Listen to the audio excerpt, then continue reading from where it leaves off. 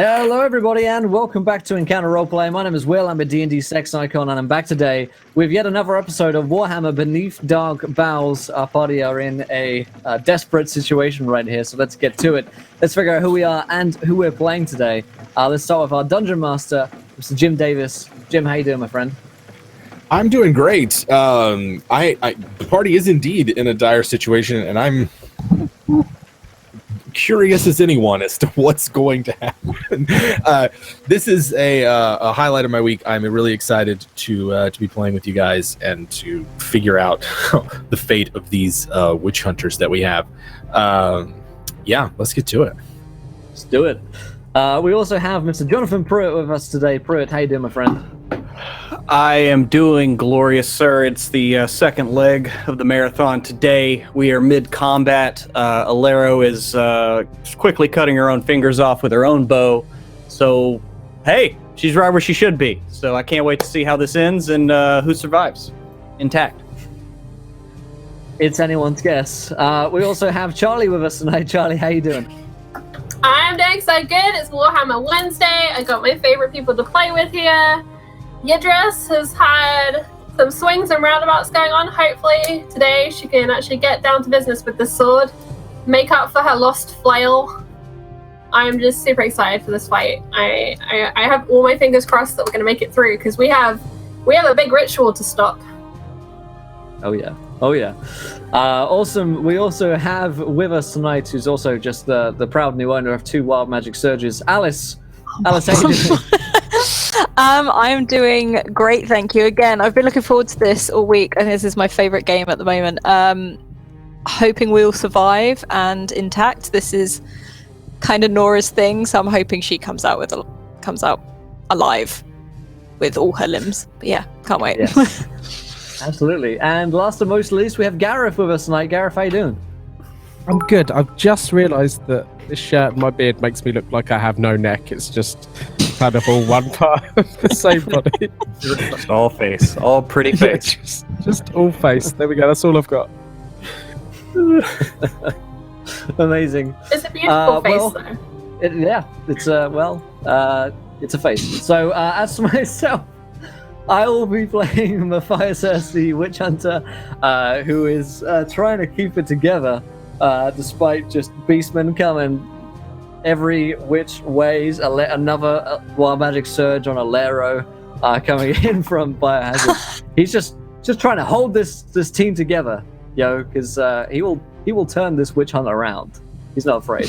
Of course, before we dive into today's games, I remind you guys that we're sponsored by Fancy Grounds. Go over to fancygrounds.com. Check them out. They got a huge Steam Summer Sale on at the moment, so be sure to dive into Fancy Grounds. Now you can check out the trial version, and of course, check out the Steam sale that they have going on right now. Also, check out whalengames.co.uk, who sponsor the show as well, for all of your Warhammer minis and D&D models and books as well, at up to 20% off. Also, if you haven't followed yet, follow. 20 followers, you guys get to decide something which happens next. Also, here's a tweet for you guys, 20 retweets, another viewer decision. And of course, you can donate to affect the game by giving players Nat 1s, Nat 20s, Wild Magic Surges. Win 4 has already donated along with Biohazard and Wobbit just before the game, giving 2 Nat 20s to players along with some healing and some Wild Magic as well. We've gone ahead and rolled some of that up already for you guys. But I'll hand over to Jim Davis to remind us what happened last week on the show and to take us into tonight's episode. Yes, so last week, the party was making its way back from Ermelinda's hut. They had left that morning, traveling from the hut deep in the woods back to Bearwald Keep, where they confronted the Markgraf and his sergeant-at-arms, Volker. That interrogation was interrupted by a surge of chaos magic that swept through the keep, causing the already suspicious and on edge guards and road wardens to fight each other, as well as numerous chaotic and magical effects, which both split the party and caused a great deal of confusion. In the wake of that magical assault, the party realized that they were under attack by a Bastagor champion of Khorne on his Tusgor mount with a war party of Gors that assaulted Bearwald. It seemed as though the village below, the village of Horno, where the rest of the road wardens were staying, it was under some kind of attack as well. But the party, as yet, does not know what's going on. Of course, the party was joined by several allies, the mages Ermelinda and Red Wolf, as well as the ogre Lieutenant Hung, are assisting the party in repelling the Beastman attack. When we left off, Matthias had just blown off the Beastigor's head, right? Like there's a gaping hole in the back of its skull. On one side of the battlements, Lieutenant Hung and Red Wolf are just chewing through the Beastmen, although the road wardens on that side of the battlement have taken some losses. And then on the other side, where Nora and Yidris are, the Markgraf's men are mopping up what is left of the Beastmen that are there, although they too look like they have suffered severe losses with many wounded and dead. At this moment, what you see is rising out of the pool of Volkar's blood, of which Ermelinda and Rat are the closest, is a bronze-horned, red-skinned demon that rises as if from a stage elevator out of the pool of blood, a brass hellsword in one hand, and he picks up Volkar's brass hellsword in the other and steps out, all 8 feet of them, into the courtyard next to Ermelinda and Rat. That would be the third boss monster that was fought by the Chaos Chorus that is chat. So That's a good. Bloodletter of Khorne, dual-wielding Hellblades, is in the courtyard and will start to make some of its attacks. To quickly run through a couple of wild magic surges here. Yes, Alero thinks before we get into that. Alero thinks that a magic candle is burning in her stomach. Okay. Nora, the next weapon nearby to draw blood becomes legendary, which is one that we had before, 9454. I literally rolled it before. Dope. And then 2018, topical. Nora's fingernails are poisonous to her. You want to go bite So them? don't. Amazing. Cool. Wow. Okay. So we've got a potential legendary weapon, and then some Alero is slowly going insane. So we've got that's all the wild magics this go around. You guys So are far. saving them for later. A recurring Okay. theme with my characters. Okay, let me pull this guy up. So everyone was in the courtyard of the of Bearvold Keep. There's the Great Hall behind you, which you had run out of, and of course, almost everyone was on the battlements fighting off the Beastmen. But here we have Bloodletter, just all by his lonesome, and he's attacking both Ermelinda and Rat. One attack each. That's a 61. That's a 16. Hits at 61 on Ermelinda, and then for Rat, I'm actually going to miss on Rat. All right. Here we go. And then, I'm going to say I'm very glad about that. Jesus Christ. Ermelinda takes 12 and seems to stumble as she sort of fins off the onslaught of this newly arrived demon. To remind everyone, the initiative order is Rat, Alero, Matthias, myself as the enemies, Yidris, Nora, and then your allies. So at the moment, the Bloodletter is the only enemy, and that makes it Yidris' turn. I have a question. With the Bloodletter, is it still the same thing of if we look at it, we have to make a fear save? That was the thing last time, right? Or no? Correct. Yeah. Okay. Just checking. So I remember Yidris was trying to clear the way with the Beastmen to get to Matthias, who had just fallen down and gotten back up, and she's trying to get to him to help out. Okay. So I think she'll probably just use her movement and just, if there's any on her way, she'll turn and leave through those. Because if she can get to him, she can do a heal action. But if she can't get to him, then... Okay, then I would like to do some healing. As you cross over the gateway, right? Like the gateway was between you and Matthias last time. You notice that it sort of sways as you approach where Matthias is. Like the gateway has sustained fairly heavy damage. Alright, in the craziness of battle, Yidris is unable to figure out how to fix Matthias's wounds. Because unfortunately, Matthias's wounds are many, if I recall. I know, she's like, I don't know which one to stop. But he's also covered in blood. Yeah. And he's from like, get away from me, I'm trying to kill things. Alright. That was moving action. Nora. So I'm assuming Nora sees this demon. Everyone sees this demon. Okay, from remembering what happened last time, can she just run at it, sort of screaming and just try and hit it? Would that be one movement? So I can't. Okay, so I can just attack. Yeah, if you move an attack like a charge, then you get like plus 20 to hit. Okay. Oh, never mind. There you go. Okay. There you go. Right, and that is a 13. All right. So Nora just charges across the battlefield as it's sort of swinging its swords down at Ermelinda and Rat. Hit for 13 damage, and that was on the left arm. Let's see. No, 13. You hit it, and it seemed and drawn its attention as it turns to face a worthy foe in battle. Does it take a turn to just try and intimidate it? Like if you just tried to face it down and scream at it again, or? Actually, you need to make me a willpower check. I do need to make a willpower. Yeah. Willpower check. 60. Oh dear. So you find like you'd mustered up your courage to just charge at this thing and drive your axe home. But now that you're up next to it, number one, it looks awfully familiar. And number two, you just a wave of rage and fear kind of like wash over you as you're this close to it, and you are frightened of it at the moment, which I believe means you're just kind of standing there in fear and awe. I was gonna say awe. Yeah.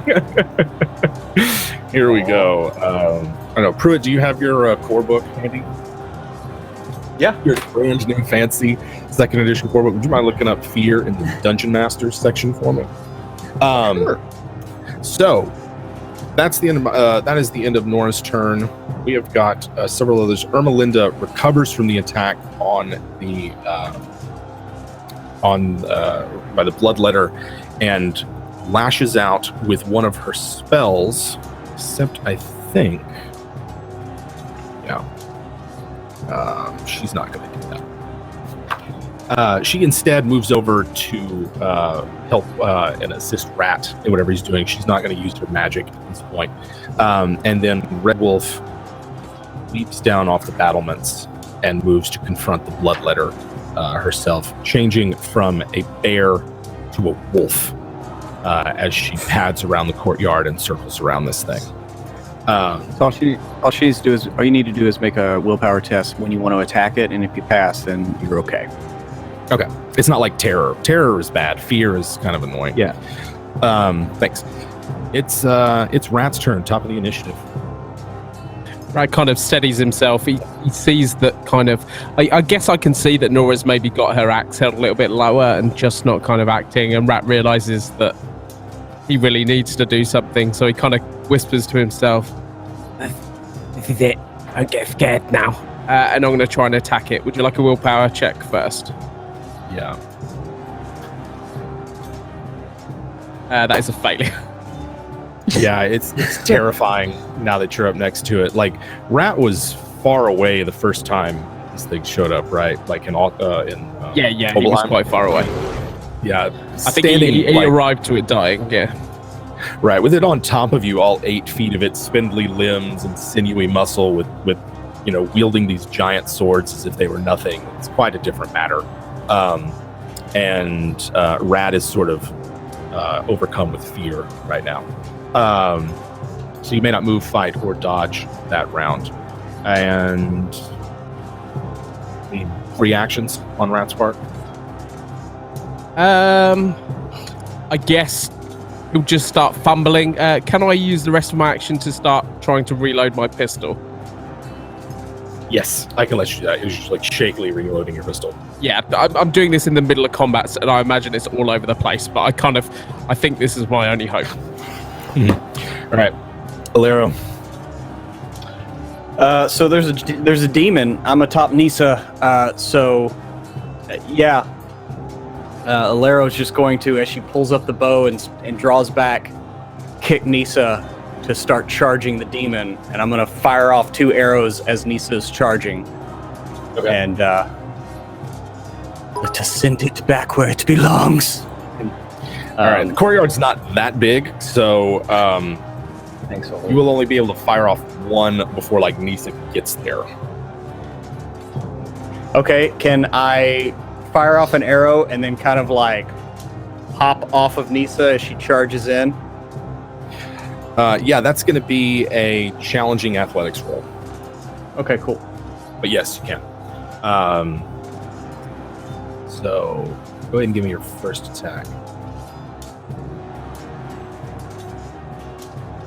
All right, so that is going to be that's a hit. Nice. 71, so it's the body. Mm-hmm. Yes. Oh, So, yeah. Yeah. Ulrich. Ulrich, give me. Oh, you.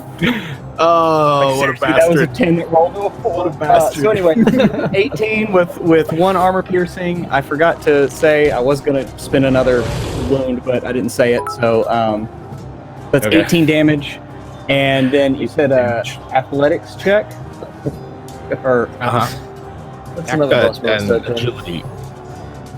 just an agility. Okay. Okay. Jeez. Of course. My agility's now up to 65. Anyway, whatever. It doesn't matter. So I fall you off. come up and roll off the mount, but by the time you're able to get back on your feet and in a firing position, Nisa has blocked your view of the bloodletter. So go ahead and make me a roll for her. Her weapon skill for this attack is going to be 72. Okay. She barely hits. That's going to be all right. That's a hit.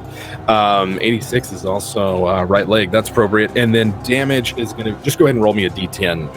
It's like plus 5. So 12 as she actually it has impact. Go ahead and roll me another one. As she rams her unicorn horn into the demon. All right. And jeez. Yeah. As she rams in her unicorn horn, it sort of like drops on that side, and it is between your arrow and the unicorn's charge attack. It is clearly wounded. Matthias, it's your turn. Okay, so my wild magic surge was that during battle, my flesh, hair, and gear turn white as snow. While you're also smoldering. I'm smoldering, like Smoldering white. smolder white. Sigmar's light shining through. Yeah, exactly. And then Yidris has a magic item, and another boss monster is going to show up to attack the party. I do hasten to add that you can save this one for any opportunity. Yeah. I was gonna say that, Panda. He's becoming a witcher. We have a witcher in I'm the the party witcher. now. It's a Witcher. Yeah. Fucking get All right, Geralt. Matthias is middle lane. I'll keep a hanging boss monster. All right, and we'll figure something. You know, All right. there's 2 Hellblades. Idris is free to take either one of those. And Yeah, no. Matthias' turn. I'm going to spend one of my D10s of healing here to get back up to 10 wounds. So it is Okay. just the demon right now that we're fighting, correct? Right. Have the other beastmen sort of are they fleeing off the walls right now? There's like 1 or 2 that are down below the wall that were like wounded and fell off that way that are trying to get away. All the ones on the wall, it looks like there's maybe 7 survivors out of the initial 29 defenders that are here, and they are either tending to the mortally wounded or killing beastmen. Up on the Okay, wall. so it's 6 out of 29 defenders. Fuck me. Okay. All right, I see the demon, and I'm gonna roll my willpower, right, to try and defend against it. In order to attack it, just the first thing you do when you try to engage with it, yeah. Yeah, okay. I have frighten. Does this mean that I am less frightened of demons? You have a frighten off? Does the demon have to make a save? The demon's immune to fear.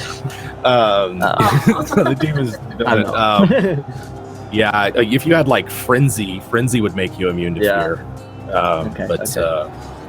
Well, that's. Do you know what? I'm going to use a crit to succeed on that because I got 5 of them now, and I really want to kill this thing.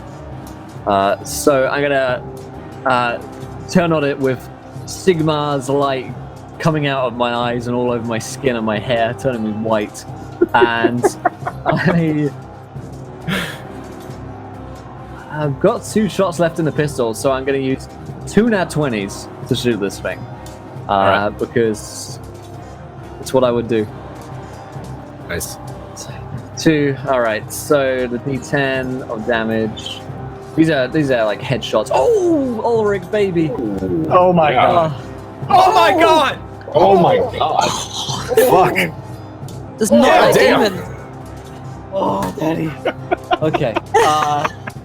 That is Ulrich was with us. 24 plus 8 math damage. 32. Yeah. 32 points down. I might not use the second crit, okay? Can I take that back? Okay. Yeah, you can take that back. That's fine. Matthias, because you're still on the battlements, take your pistol out and for a second time, aiming for the head, splatter this thing's demon brains all over the courtyard. A perfect hole in its elongated brass-type skull. 2 Hellblades fall to the courtyard.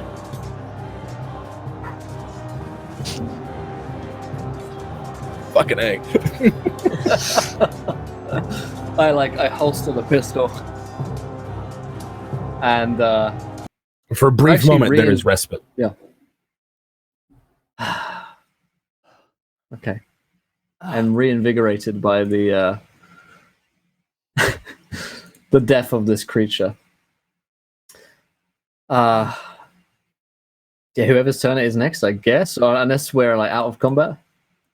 We're out of combat right now. There's no. You can hear the sounds and the dying brays of the gores that are still left on the battlements, and most of the. When I say there are 7 survivors from your defenders, there are 7 walking, in-fighting shape survivors. There are a great many wounded amongst the Markgraf's men and the road wardens, but there are 7 of them left walking around and putting daggers through beastmen eyes and cutting their throats and things like that.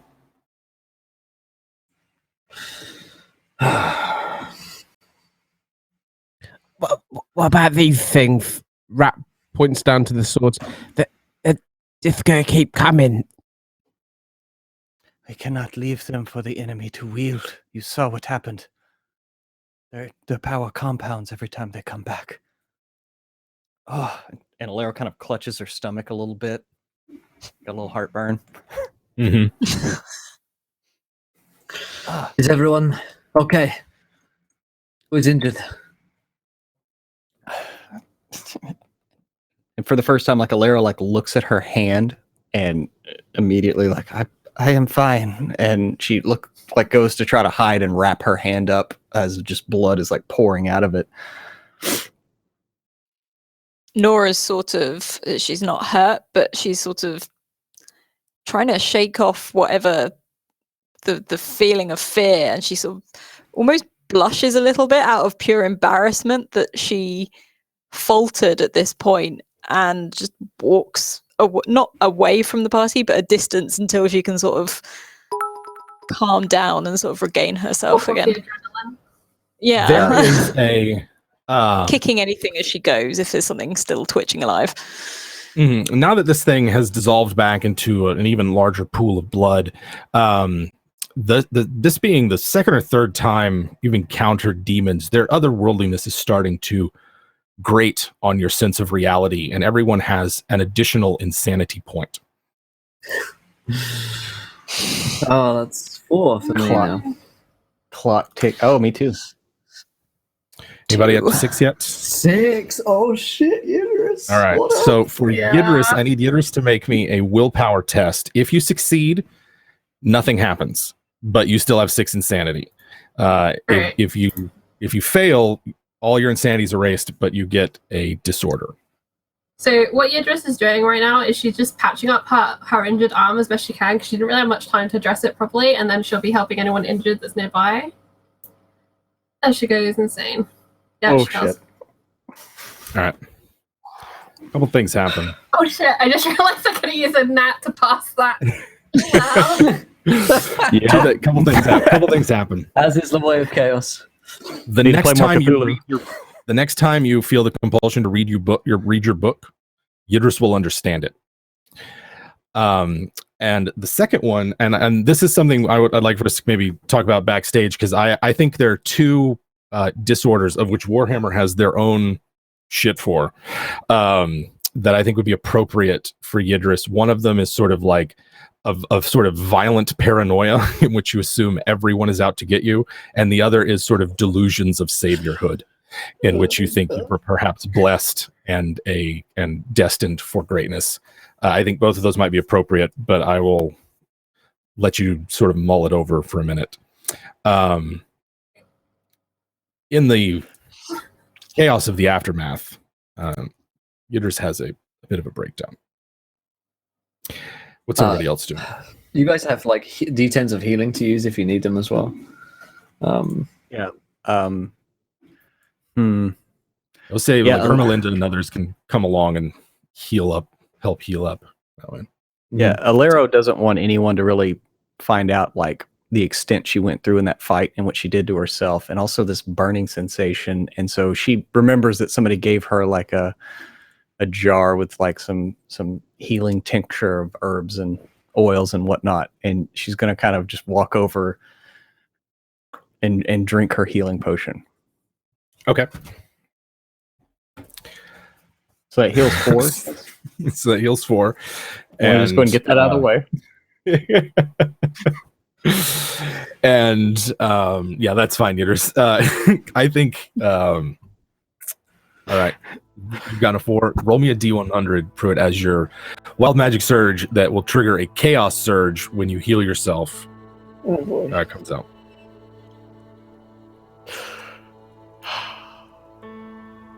Ooh, That's a high number. That can't be good. High is bad. It's not good. It's not good. Oh God.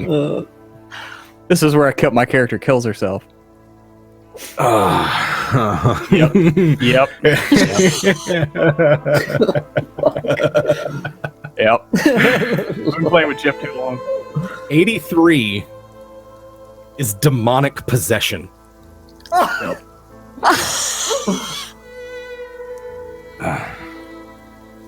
Couldn't get much worse than that, really. Alero is possessed by these are the expanded Zinch's curse tables from the Tome of Corruption, if anybody's curious. It's possessed for 1 minute, during which I will control Alero's actions. And after that minute, Alero will be able to regain control of herself. You will have no memory of what you did. Another reoccurring theme. Exactly. Perhaps a very familiar sensation from Alero. All right, give me just a second. You've gone off by yourself. This happens. What's everybody else doing? Nora's at the moment sort of pacing, cursing under her breath, and sort of trying to give herself a pep talk almost, but not, just every now and again you see that she just sort of takes her fist and like thumps herself to try and, as if it would do any difference. But yeah. I think it's a odd feeling for Nora, right? To be unnerved and It's completely thrown her. Yeah. She's not happy about it either. Yeah, it was like I said, like a wave of it just sort of washed over Nora as she approached the bloodletter. Let's see.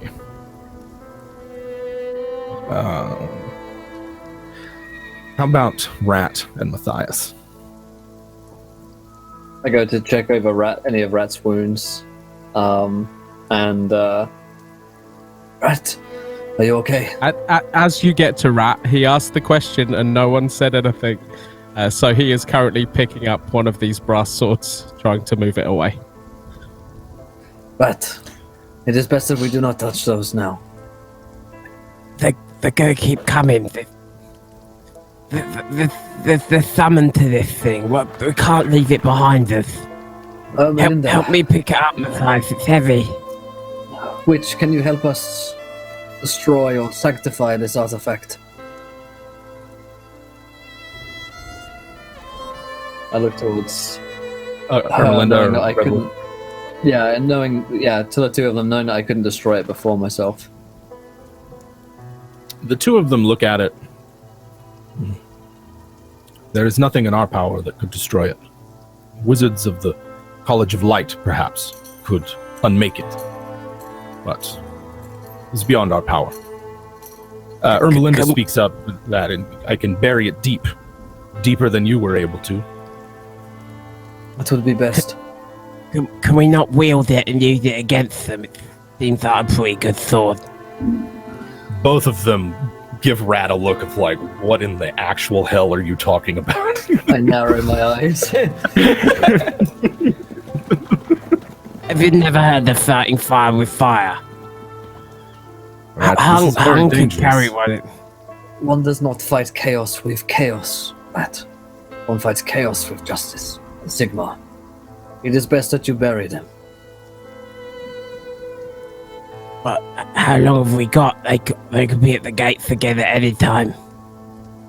I look up to the soldiers, the defenders who are still up there, and say, any sightings? So a few of them that are they're left. One of the Markgraf's men removes her helmet, and you see underneath it she's a sort of stern-faced woman with scars and blood all over her face. Looks to the distance towards Horno. Whatever attacked Horno looks like it's slowly making its way here. We have less than an hour, I would say. We should show up the castle so we have somewhere to rally back to in case these walls fall. Looking at it, the gatehouse is heavily damaged, and the part of the wall where the east door fell right next to the gatehouse, and it's quite shaky on its foundations. Do we have a keep that we can fall back to? Yes. Yeah. Yeah. There's a 2-story keep with a separate tower where the Markgraf's office was. And there are 6 defenders left in this castle along with us. Well, and Hung and the 2 mages. Yeah. I do not think this is defendable anymore. I'll speak to Ermelinda. How is he controlling these things? Is it with that herdstone thingy? If we were to get there, would we be able to stop her? The herdstone can sometimes be a focal point for a Bray shaman's magic. Perhaps. We could try and make a run for it, but We have an hour. anyone we leave here to hold this castle, we're leaving to die. Indeed. Be a death sentence here. Small enough And- group. They might be able to travel with us. There's no point dying here. You look around you, and of course, a lot of the trees that had provided cover for Bearwald Keep have disappeared. So while there's time to escape the castle, there's not a lot of cover to do it from the main gate. You'd be pretty exposed as you walk down that switchback pathway.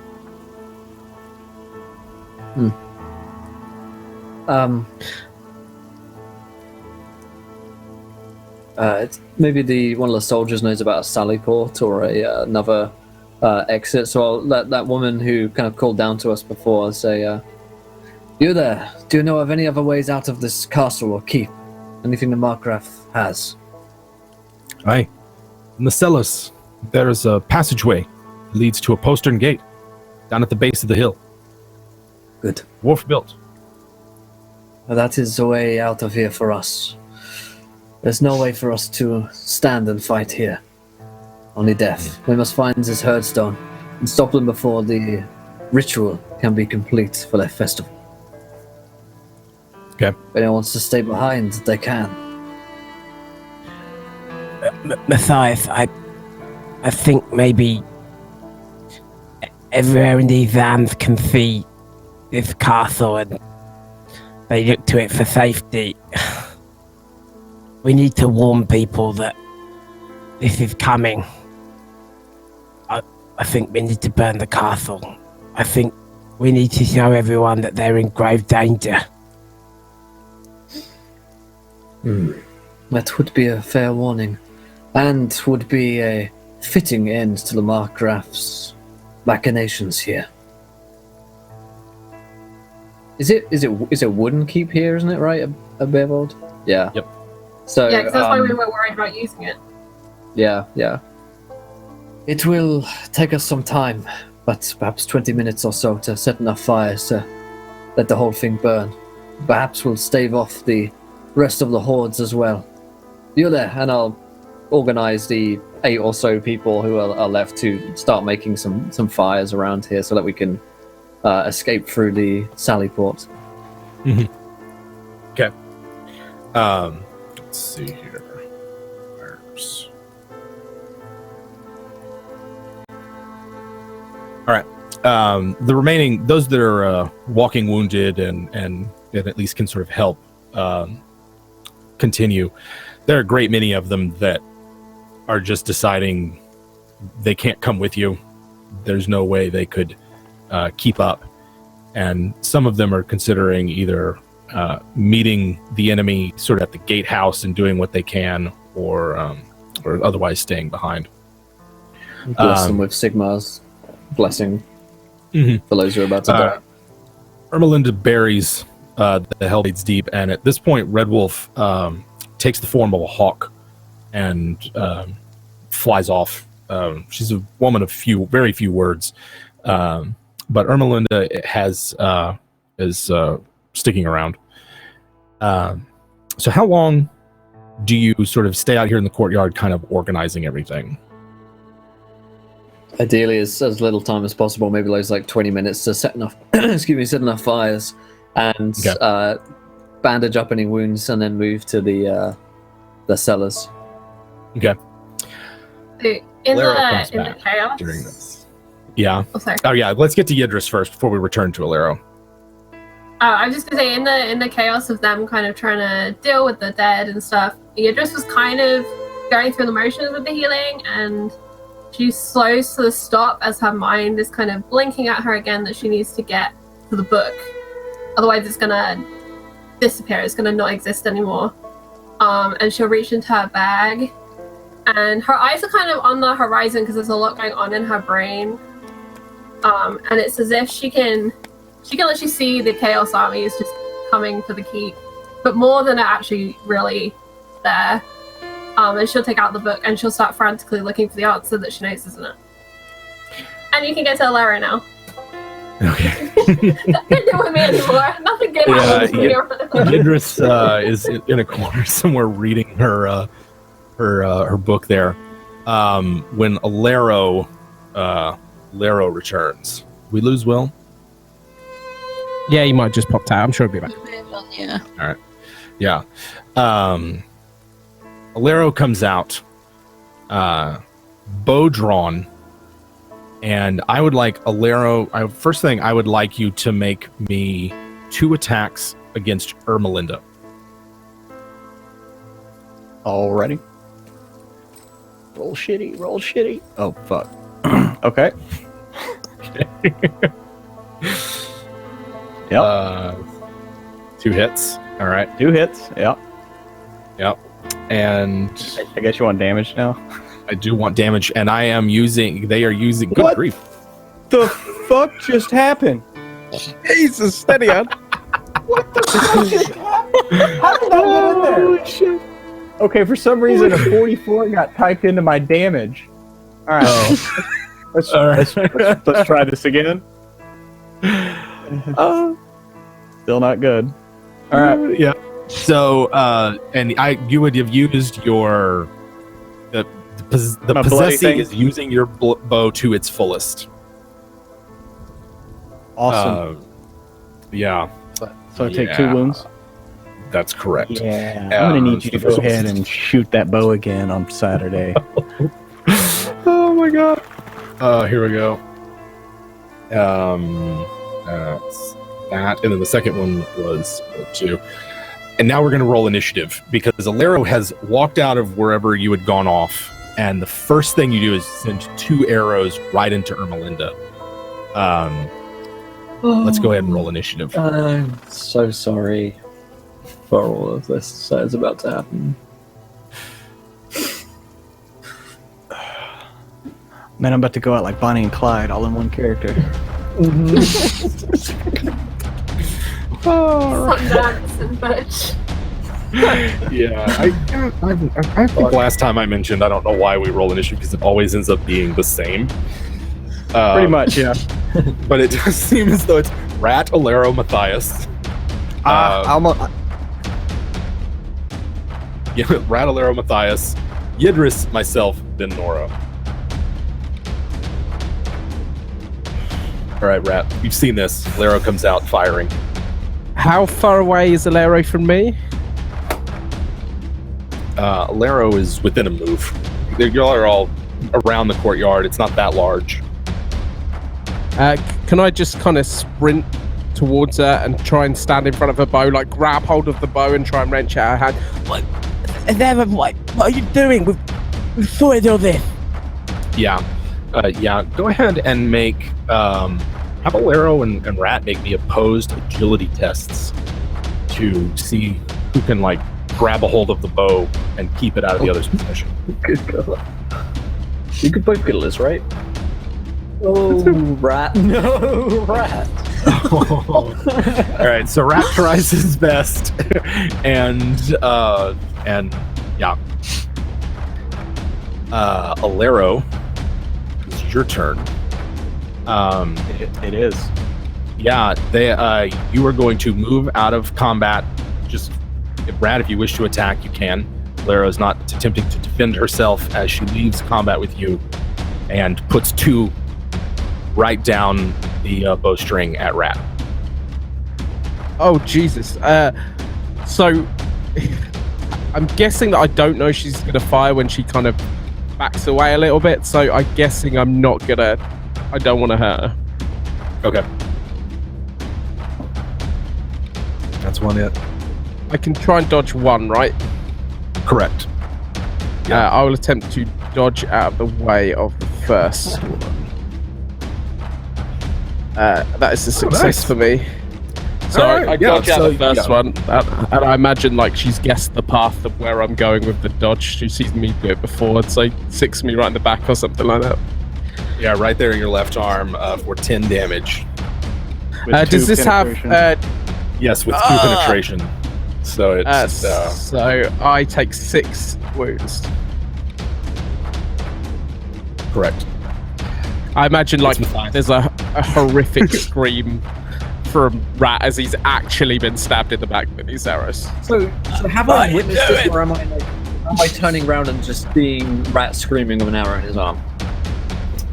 Basically like that. You saw Ermelinda has 2 arrows sticking out of her and is, reacting in her own manner. And then you look over and see Rat and Alero are fighting, and Rat has taken an arrow in the arm. What does Alero See. look like? Is her face slack? Is her eyes burning with like red fire? Alero has a placid and serene look on her face. A look of sort of calm and quietude. Fuck me. All right. How far away from Alero am I? You're within like a move. You all are we're like in a cluster in the I'm gonna courtyard. charge. I'm gonna charge and sort of shoulder barrel Alero. Okay. I know what that would be. Like a strength, maybe? Yeah, let's go. Let's make in this case Can I a try to strength dodge check. that?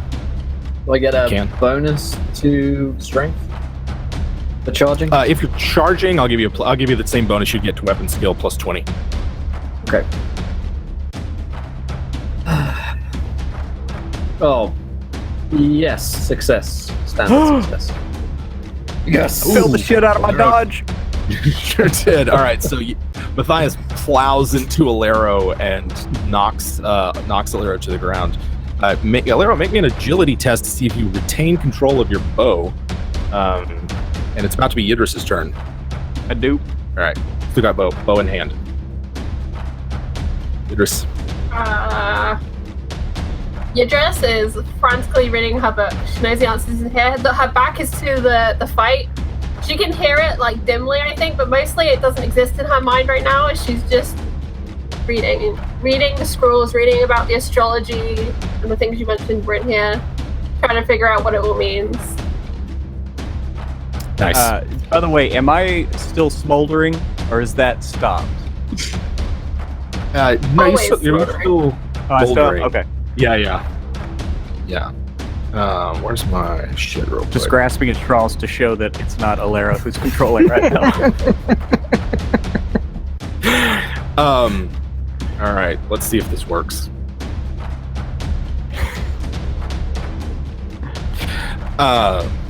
You see Ermelinda is attempting to cast some sort of spell. There's the portions of the courtyard become like a soupy, muddy kind of mass, but whatever she was trying to do doesn't take effect. It's going to be Nora's turn.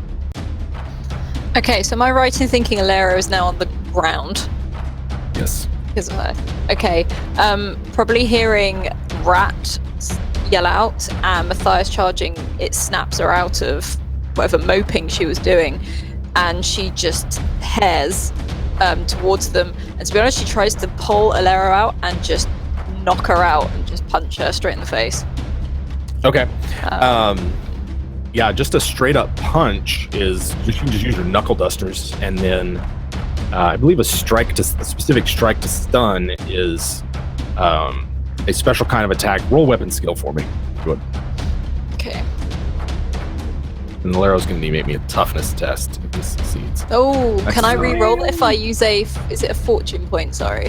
Fortune Oh, point. actually, Yeah. I have a crit, don't I? I think everybody's got a couple of crits. Yeah, I think I'll I've use one quite of mine. honestly lost track of who all has how many crits. I haven't I used think any we yet, have to use so- crits before we roll, so I don't think Oh, we okay. can use crits. You get after two the- I've got attacks, two though, right, Nora? attacks. Oh, there you Yeah, go. Yeah, okay. that's one. I'll use a crit on that. Do I need to still roll weapon? Can I What try you to can parry do- that? Do you have a weapon with which to parry in your hand? Oh, your I buckler. have my buckler that you said I could Yeah. use. Yeah. So that would What be you could just do, Alex. huh? What is so Nora's weapon skill is 64. So you have to beat 6 degrees of success Oh, I in can't. order to beat a crit with a parry. That's what I'd roll. Okay. So Nora punches you, and you need to make a toughness test. Just punching in the face until. Of she course, I'm gonna knocks pass out that. of it. Go ahead and roll damage, but you are not knocked out yet. Lero takes Go a ahead, shot in the roll face Nora. and just looks back at you, serene, calm. Yeah. How much damage does Nora do on the knuckle dusters? I don't know. I can't seem to get my knuckle duster open. I'm having a problem with my fancy grounds again. Oh, It's Let not. me Want see. me to roll mine for you? Hang on. Hang on. It might be working now. Okay. So, hang on. That was the wrong thing. Oh, that was a 4 though. Yeah. Yeah. I got All right, 6. 6 damage to wherever Nora hit. All right, Matt, it's your turn again. Nora's punching Alero in the face. Vice just tackled holding him Alero. and going. Yeah. I imagine I put my hand to my back and I see like a lot more blood than there should be. So Rat is really worried to start with because the arrows are made out of blood, right? So I imagine it's just caked all over me. I kind of run over. Alero, what are you doing? Stop. I'm just thinking, Rat's just gonna lay some kicks in. Like he's letting Nora do all the work, and he's got the bloodlust a little bit. He's hurting, and he's just gonna chuck a few cheeky little kicks in. All right, give me a weapon skill. Kick. Yeah, you just want a weapon skill. Weapon skill. It'll be a strength bonus -4 damage. I got 4. Yeah, so do what? I have dodge blow. Would I try to dodge that? I have dodge blow. Have you dodged? Like you get? Oh yeah, it's a new round, right? A new round. Yeah, you could try to dodge that. Okay. I'm not trying to prolong this. I'm round. just trying to pull it. I feel you. All right, Rat. Go ahead and roll me damage just in case. Ooh, arrow dodge. No. Arrow moves out of the way at the last minute. You connect, but it's like a glancing kick. However, due to the fact that Alero is on the ground, 3 of her allies are basically on top of her attacking. You guys have like +30 to do whatever it is that you'd like to with her. But it is Alero's turn. Okay. What are her hands free? Or like, as far as I know, Matthias just kind of like tackled you. Yeah, I think I've tackled you. I don't think I could have your hands restrained with that tackle. Yeah. So I think I'm just basically, I guess what Alero would try to do is basically from the ground, just do kind of a reverse ninja roll backwards away from them, coming up with the bow drawn, and like just try to like get some distance. So I guess a move action and 1 attack. To Rat.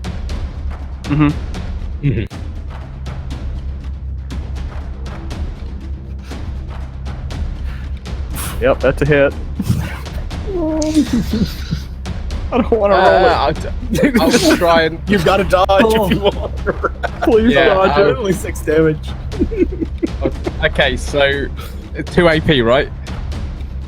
This kills me unless I dodge it. I'm just gonna put that out there first. Add a bit more. Well, it doesn't kill me. You don't die. 0 wounds. You don't die. It's gonna 20. No, I live by the rolls. You might die by the rolls. You also die by the rolls. The lesson in kids, never tempt fate. So, what were your wounds at before? That takes me down to exactly 0. Okay, so you were at 0, meaning you'll now start taking critical hits. You're still on your feet, but those two arrows have got you woozy and staggered. Where did that one hit me? That one? Oh, where was that, Pruitt? 26. So the right arm again. Right arm. Okay. Sounds That right. was I both hit you in the shots, body right? last time. It's Matthias' turn.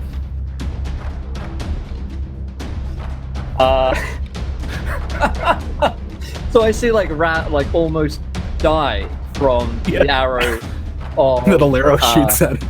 Alero. So bad. Rats. I think there's a healing for rats. Thank you, Pedalist. Chad is sending real mixed messages. 5 boss monsters and all this healing. There's They just want us to fight and for their entertainment. there's like Yeah. fury. Someone described this as the Battle Royale episode. Gladiatorial arena. There's like fury, but also like tears in his eyes. But he's gonna rush back into Alero and attack her with his sword because she is murdering people. That's true.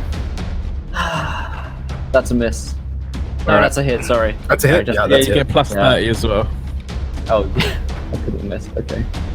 Well, no, I did get Lero. distance, so he's attacking. You're right. alone. Even this. Oh, fuck me. Yeah. Minimum damage. Jeez, minimum damage. Okay.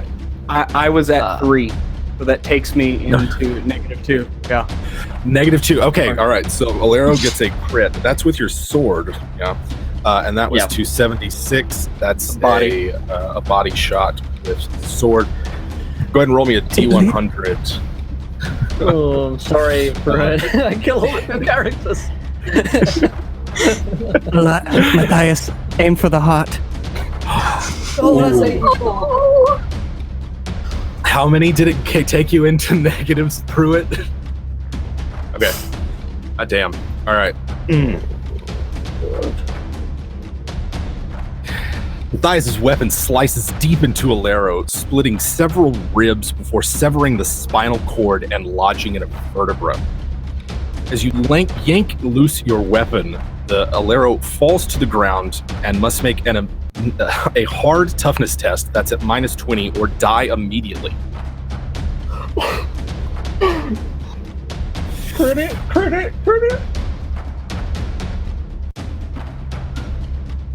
Jim Davis, I'm under demon possession. Would I use a crit here, or should I roll?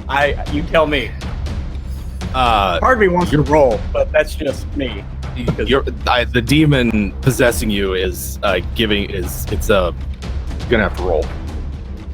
It's a chaos demon. Oh, buddy. No. Alero is dead as she hits the ground by Matthias's hand. Matthias, at least. And Matthias can hear laughter coming from the Great Hall.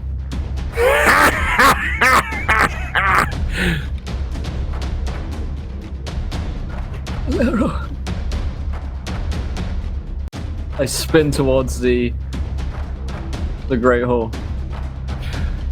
You see, standing in the doorway to the Great Hall is an elven woman with just weird features.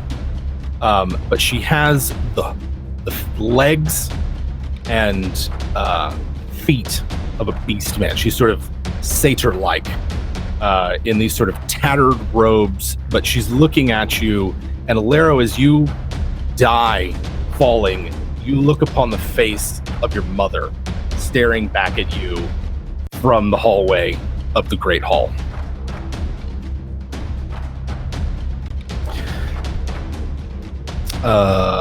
What's everybody else do? It's technically Yidris's turn. I turn and I'm stunned and speechless as I look down at Alero dead.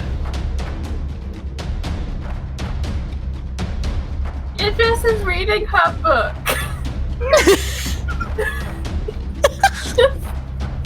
Just of all. Pruitt, if you say that you have someone to play, you have your choice of Sabina Bittens, who is the surviving ranking member of the Mark Graf's Guard, Lieutenant Hung, who is, of course, the ogre. All right, I'll transfer control. Oh yeah. We're getting hung today, baby.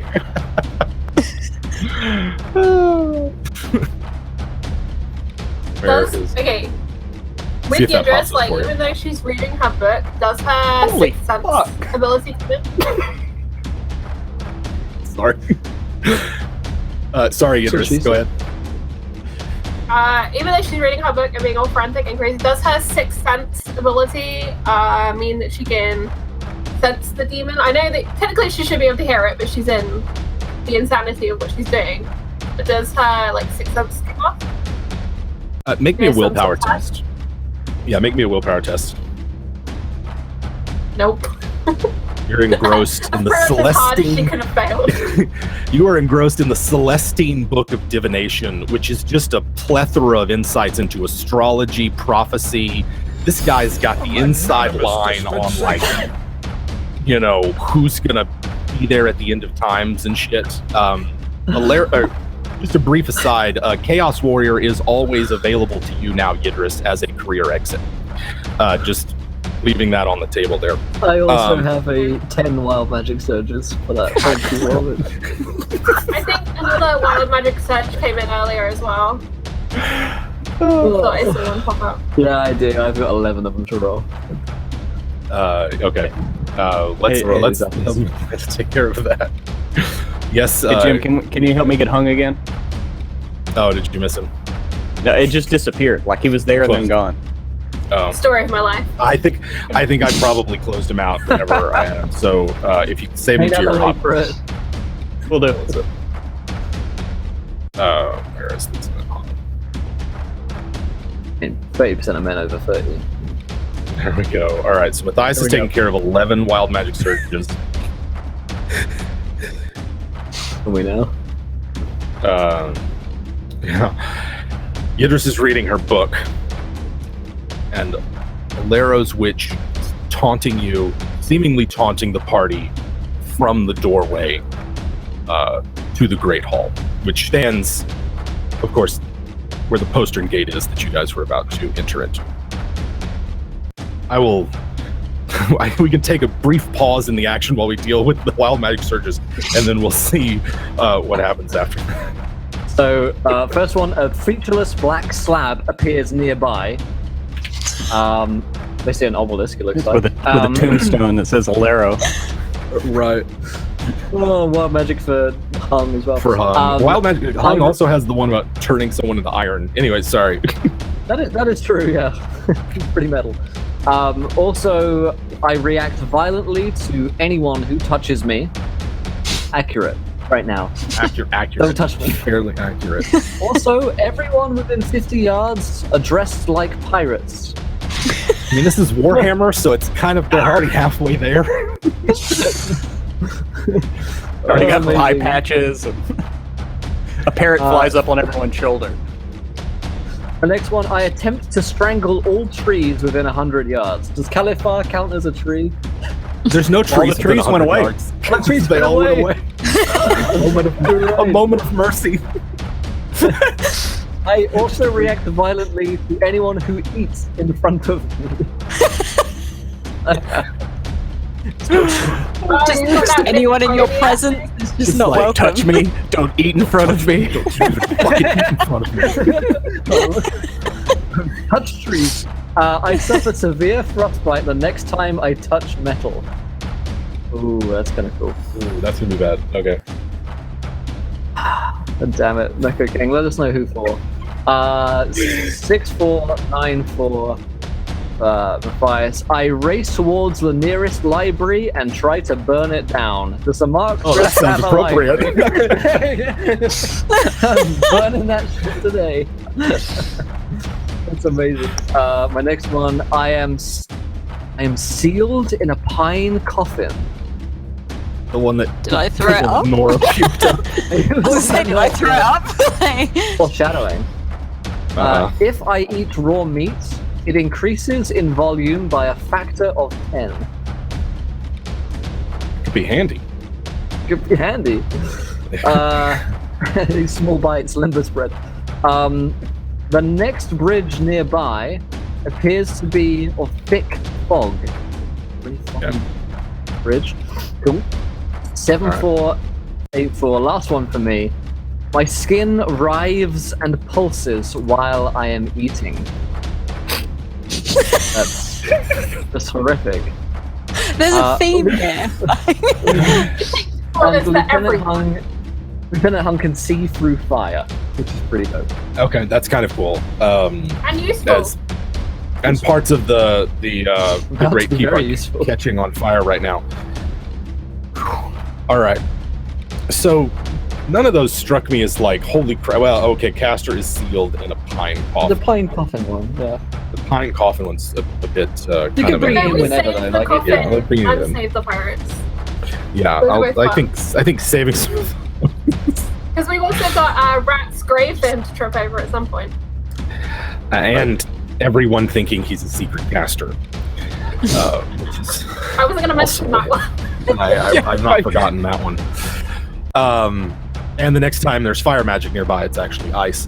So, I would like to know, in the chaos of all of this, like, you know, you can feel another wind blow. There's magic all around you. You can practically see it in the air and feel it.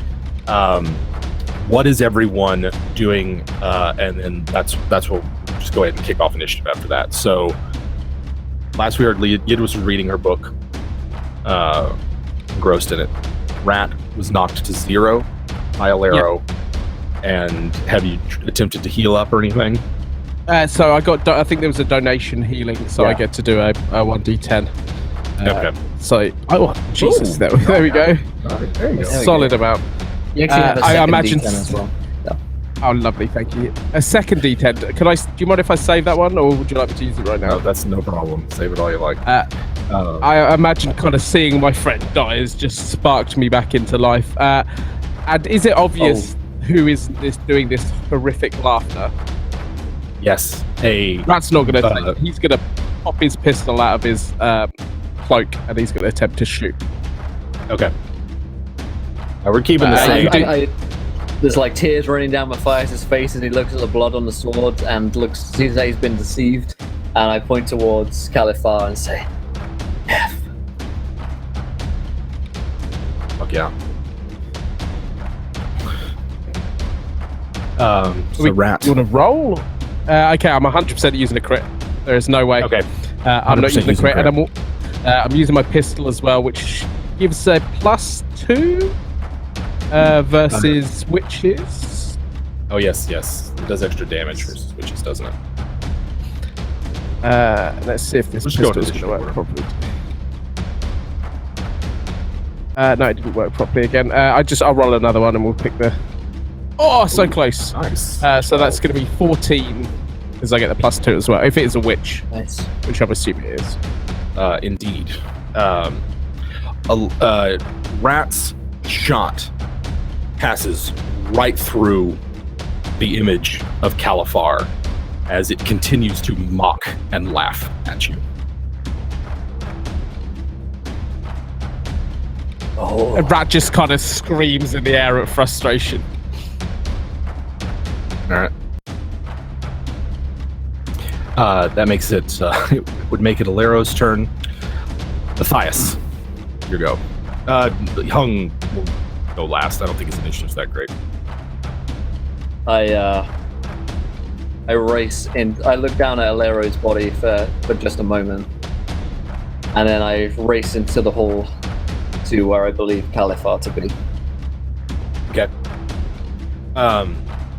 Racing into the hall, she was standing at the entryway into the Great Hall, which is where you had mere hours ago were talking to the Markgraf and Volkar. You rush in, and Matthias is immediately struck by how dark it is in here, as if all the windows were shuttered and closed up. You can still see. It's not completely pitch black. It's just sort of a gloomy kind of haze. And from the hallway where you had initially interrogated Volkar, you knew that there was a kitchen at the end of that. From that direction, you can hear the echoing sounds of battle and slaughter happening.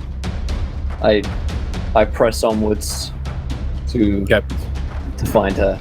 She is the only thing in Matthias's mind right now. But he will actually. What he'll do, because I want my wild magic surge and my starter fire, is that one of the torches. I'll just light up a torch as I'm walking through and throw it onto the big rug in this great hall, just so it kind of lights up in the fire, and walk through the flames towards the sound of battle. All right. Who is following Matthias?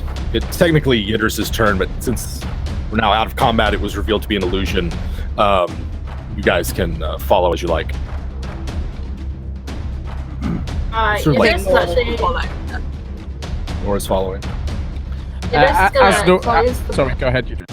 I was just going to say, she closes the book, having kind of reached the end of this scan through and having an understanding of what she's read, and put it away and slowly turn back and just see the scene of carnage behind her that she'd completely forgotten was going on and was there, and see Alero's body, and she's going to just spend her time just getting down off the battlements to try and make sense of what she's seeing, and seeing Matthias and Nora and whoever else runs into the building, and just piece together what the hell just happened in the last 2-3 minutes.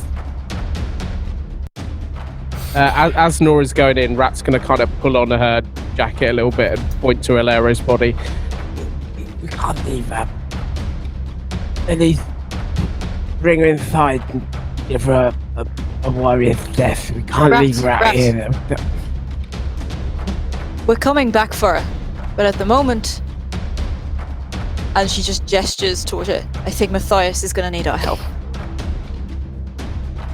And she keeps running. Rat kind of just runs over to Alero's body and just... We're gonna get her. We're gonna get her there, though. And he'll close her eyes and then scamper along behind the party. Okay. What happened? So, sorry, go ahead. The witch just cover me. I can't do this. I've got so many torches on me, right? Because obviously I do on a witch hunter. So like every like other stride, I like take out a torch, light it, and throw it on something else. It doesn't seem to have better. Nora's just yelling to Yidris and Rat, like, come on! Like, just screaming at them. Matthias and Nora are starting to lose them, right? Like, both Yidris and Rat, like, Rat sort of visiting Alero real quick, and then this sort of back of what happened, how's it going? The gloominess and sort of general atmosphere inside the Great Hall. You're not sure which of the two hallways Matthias and Nora went down. It sounds like they're yelling back at you from both of them. There is the hallway that leads to the interrogation rooms and then the kitchens. And then there is a separate hallway that looks like it led to servants' quarters or something like that. Yidris is gonna bend down and pick up Alero's body, scared that if she leaves her behind, like, she'll never know what happened. So she's gonna carry Alero in after Rat. Which half of it? Yeah, she's in a deep cut. Okay. Can I cradle it and hold the two halves together rather than fireman's lift? Just like, I'll just cradle the broken elf and bring her in. Okay. And then how about let's go back to Matthias and Nora, who are kind of racing through the hall. Matthias, you can see something, a body or something in the hall ahead of you, sort of right near where Yidris and you interrogated Volper in that room. Yeah, I head towards the body and learn the sounds of combat. It is Alvin Ficht. He is trailing a wide swath of blood that looks like it begins right in front of the door to where you interrogated Volter, which is smashed up. And Alvin is just like barely trying to crawl out of here. As you can see, the first tendrils of smoke race across the ceiling of the hallway. So who is crawling on it? Is a man. This is Alwyn, the steward of the Markgrafs, his sort of business guy. Yep. He seems to be just barely on. I'm gonna stand over him and shoot him in the face with the pistol. All right. Just almost nonchalantly, right? Like his one goal right now is to find Califar, and so he just kind of like looks down, fires the pistol into the back of Aldwin's skull, and moves onwards. Which of the two groups is Lieutenant Hung with? I was going to say Hung is like out in the courtyard kind of looking around at the remnants, and he sees the witch hunter, and he knows that the witch hunter was in charge. So he's going to start stalking towards... can he fit in the building? Like, how big is Hung? How Hung is Hung? Yeah? He's big. Okay. Well, there's a reason he has his nickname. He is... well above average. Got it. Yes, correct. Even for an ogre. He's big, right? He's a fucking huge-ass, like, 8-9 foot tall ogre in half plate with a giant warhammer and a spiked fist in the other. So he can squeeze through, but in, like, the narrow hallways inside of here, he's going to be at a disadvantage to fighting and can't really use his hammer in there. It's all fisticuffs. Right. Well, he'll just kind of, like, thump up to Nora, to Yidris and Rat, who are sitting there, like, kind of like, you know, wondering what to do, and you just hear these heavy footsteps. Thump, thump, thump. It's time we go and follow your leaders. There'll be time to mourn the dead later. And he just, like, stalks on into the door. Just kind of slides in sideways. Hung also has a blunderbuss that's the size of a naval gun, so there's that as well. Can't wait to use it and miss. Like one of those swivel guns taken off a boat that he just carries around with him. All right, so it's Hung, Yidris, and Matthias, or sorry, not Matthias, but Rat, kind of coming in after initially Nora and Matthias.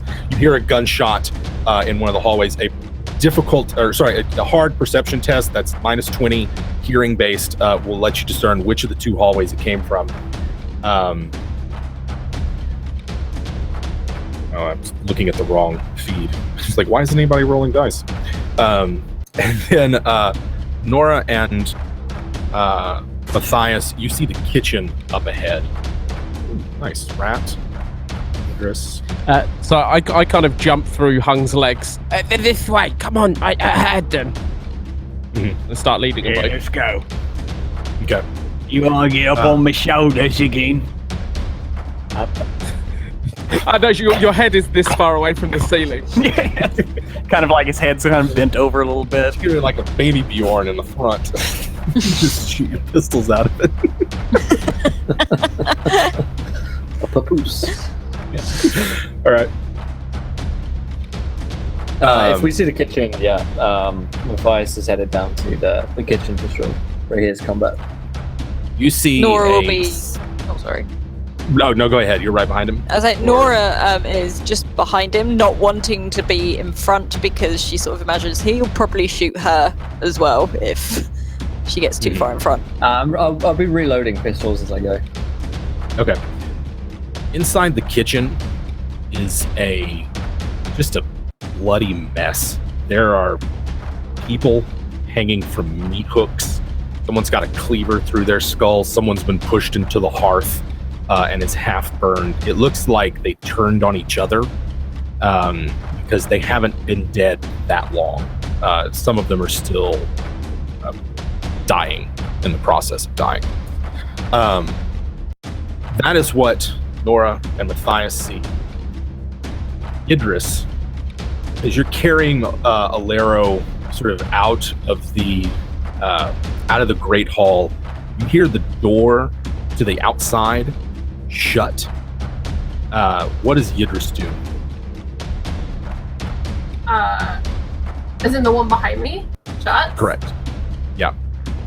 I'll turn, kind of caught in a fearful moment as the world outside disappears, and I'm just here holding this corpse of my friend. And then turn back and kind of try and figure out where everyone else is going, because I don't want to be alone right here. You turn around, kind of see, and there is a woman standing in front of you, just ancient, with sagging skin and sort of rotting teeth and stringy hair. Her legs are like a goat with cloven hooves on the bottom, and she's got sort of a knurled staff that she leans on. As the Great Hall sort of blazes to life around you, Califar calls to Idris, and let's see, we will roll initiative here in just a second. Let's have just Idris and Califar roll against each other because they are the only ones in this particular encounter. Can I use a nat 20 on initiative? Sure can. I would like to use one of my nats. All right, so you will go before her then. She sort of, as you look at her, it's less like, it's weird. It's like you're staring right at her, and then you see her. So there was like something in your mind causing you to ignore her as she shut the door behind you, and then you sort of like noticed that she was there all along, kind of thing. Idris can go before Califar acts. A spell is on her lips. Okay. So there's just this cry of witch, like the most conviction and pure hatred just boiling out of her, and Alero is dropped as with her good arm, her right arm, she like pulls that saber, and we should make one attack because she's the half action, I guess, to drop Alero. Yeah. Okay. I would like to do it, and can I use another nat, please? Hit the witch. Sure. Yeah. Yes. Wow. As far as you're just nice, hit the witch. That's a 12. That's a 12. Oh, and let me tell you where it is. Well, if you're using a her nat, head. you just can call it her head. All right. Yeah. Let's see. Yeah, she wants to swing to cut her head off. That's a surefire way of killing a witch, right?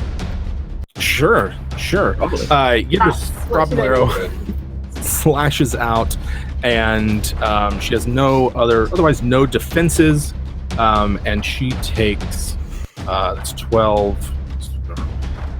She takes some damage. Slash her head, a gross sort of oozing wound, but it doesn't really bleed. It just congeals at the tip of the cut. It is her turn, and then we will get to everyone else as this encounter takes place. I need Yidris. See if this works. Yes. Oh dear. I've got my stress ooze. Right. Helping. She opens her ruined and rotting Gross. mouth and vomits a stream of bile, acid, and maggots onto Yidris. That I'm gonna need. I'm gonna need Yidris to I make don't want the stress ooze anymore. The stress ooze isn't helping. it's you're gonna take 8 wounds from it. It hits you in a nondescript, just all over. And I need you to make a toughness test at -10. Fail. No, pass. Pass. You avoid the nausea and wave of as it just sort of like washes over you, but it burns, it itches. You feel it eating away at your skin, irritating Does it you, and ignore of course, yeah, it ignores armor. It gets all in your clothes and your hair. Everyone else, starting from Lieutenant Hung, and then Rat, and then Nora, and then Matthias, can make me perception test. Lieutenant Hung automatically passes because you're like sort of right there, but I need Rat and everyone else to make me perception to sort of hear what's going on over the echoing sounds within the heap. Oh man. That's a 6. Oh no, I'm 3 off. Oh no! Oh, 3 off. God damn it. I felt. So Hung, you hear it because you're just now squeezing into the hallway to follow Rat. So you hear what's going on behind you, but it doesn't look like anyone else heard, or at the very least, don't know what's going on, or where the sounds are coming from.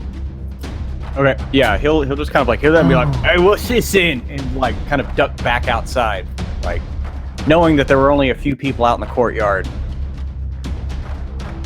You duck back into the Great Hall and you see Laro's body on the floor and Yidris locked in mortal combat with some gross old woman with goat legs.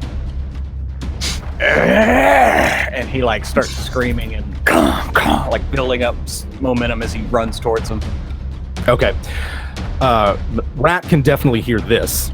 And in which case, let's go ahead and enter formal initiative order. It's going to initiative order is going to be Rat, Matthias, myself, Yidris, Nora, and then Lieutenant Hung. So Rat, you are first here. Can I just yell out? Because I'm pretty sure which way Matthias has gone. Yeah. And I'm just going to yell, Matthias, if you can hear me, there's something going on behind us back this way. I hope you're alive. we've not left you. We're going to come back for you. And I'll sprint back into the room. I'm going to say that I'm going to struggle for ammo in here, I'm guessing. I've got one thing loaded into my sling, but I'm not going to find very many stones or stuff on the floor, am I? So I'll make my first attack, make it a bit of a Hail Mary. All right. Hey, that is a 3. There you go. There you go. Oh, you sound so proud. Oh, yes. Ulrich is with us. Praise be. Oh, that was almost so a 10 that's- again. That's going to be 22 points of damage from the stone. Yeah. Okay. Nice. All right. And that was a headshot too. So here we go. Let's see. It's 22. Jeez. That one sends Califar reeling as Rat just hurls a stone and hits her in the head, and she's like not seeing it coming, and sort of like gloating with fucking vomit and maggots hanging out of her mouth, and it hits her, and she is now sort of divided her attention between Rat and Yidris. Matthias, it is your turn. You can hear sounds from behind you. You heard Rat crying. You heard a roar of the ogre. Your senses are clear. You know that they are in the Great Hall. Yep, I use Twitch for a moment and I race back as Rat gives me the warning. try and get a line of sight on Califar with the last shot in my pistol. You did say you were reloading it, though. Yeah, you did say you were reloading. True, yeah. It's cinematic. It's a last shot in this one. Sorry, I got you. Well, I've got the Hogland 6-rounder is 1 shot left, and I've got the 1-shot pistols on me, I think, so yeah. He's been saving this one. Can I get close enough to, or in line of sight to see her? You can get within line of sight, yeah. Alright, let's Crit fail. spend that nat 20. Oh no! Oh, the jam! Shotgun rules. Oh! Alright. You're waiting for that one, Jim Davis. Ghost of Valera is literally like banging on the fence like that fucking father in Red Dawn. Just like, avenge me! Avenge me. Actually, a crit fail on a Hockland means the gun is jammed, and you will have to spend some time to unjam it. Okay. Throw it out. Second pistol. Alright. I can just put my nat 20. Please say anything else. The damage on this. That's just like piece of shit. Just jams. I just throw it away. It's no good. And the nat 20 on the pistol is going to be 13 points of damage 13 points of damage. to the All right. face. Just where Yeah. Rat has shot her in like one eye, I shoot her in the other. Yeah, 13 damage. Alright. Here we go. Roll me a D100. I would love to. That is That's 11. 11. That's an 11. Alright.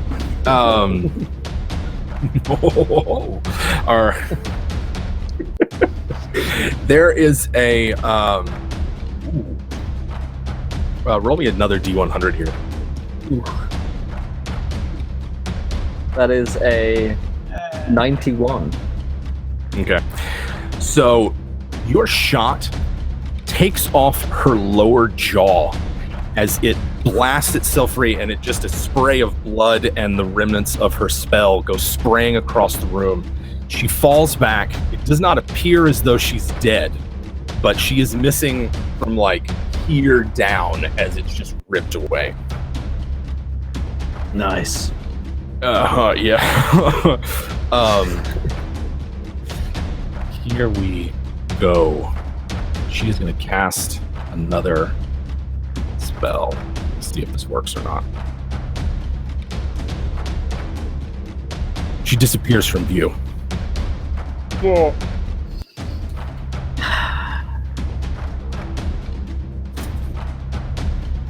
Lero is gone as well.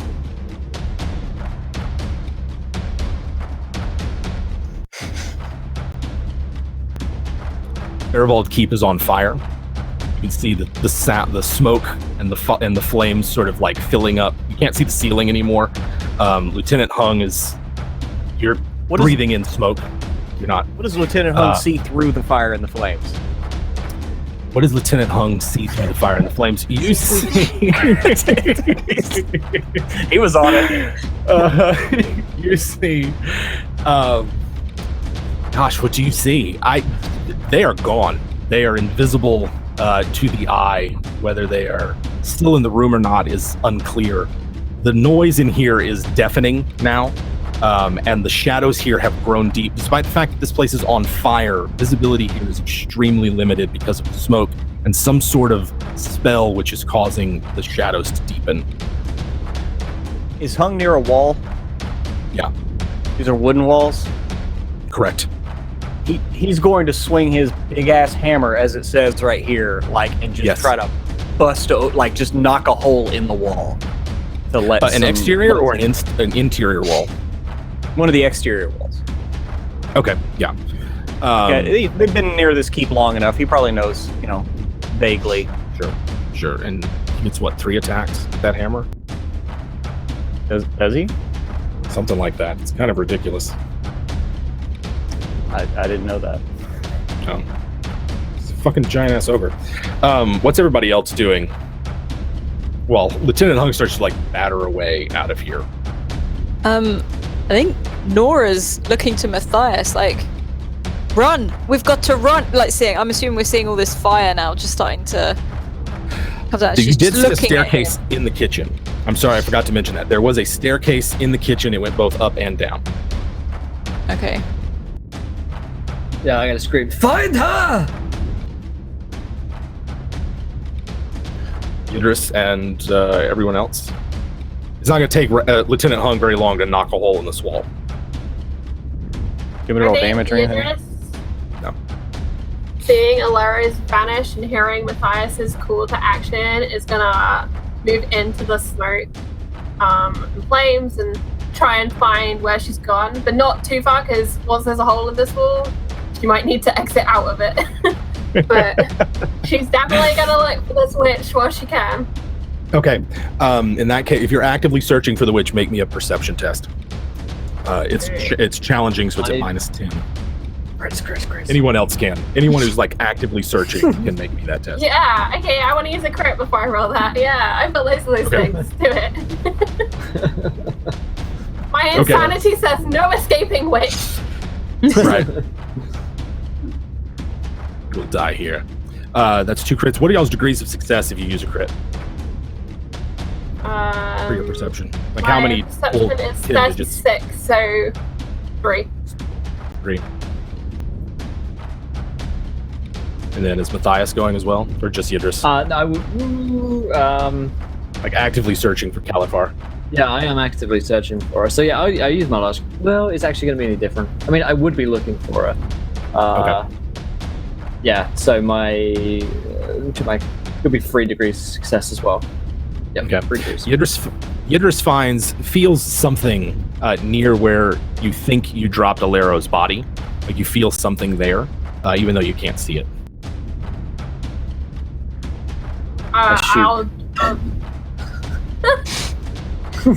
Yeah, I wanna drop down and like with my hands like investigate what I'm feeling. In case Feels this very is much some like sort Alero. of- I have truly gone mad. I have no object permanency. I didn't look at her and now she's disappeared. That's it. Right. She's literally disappeared right in front of your eyes. I think It feels when like she reaches something. out Is it on the and her ground? fingers touch like cloak, and then it touches like the ooze of the blood in the wound. Because she doesn't know what she's touching, and like Matthias, Alero is still here. And the witch you see will be the here as well. Visibility. Feeling some sort of invisible thing. And that's on the That's floor. what Yidris thinks. Mhm. Yeah, down on the floor in front of Yidris. That was a. I imagine Yidris goes to investigate and just trips over the body. That's what happened. Yeah. While this is going on, Matthias finds a trail of blood not far from where you think Califar disappeared. Yeah, that's got to have a lot and of blood from that jaw wound. Right.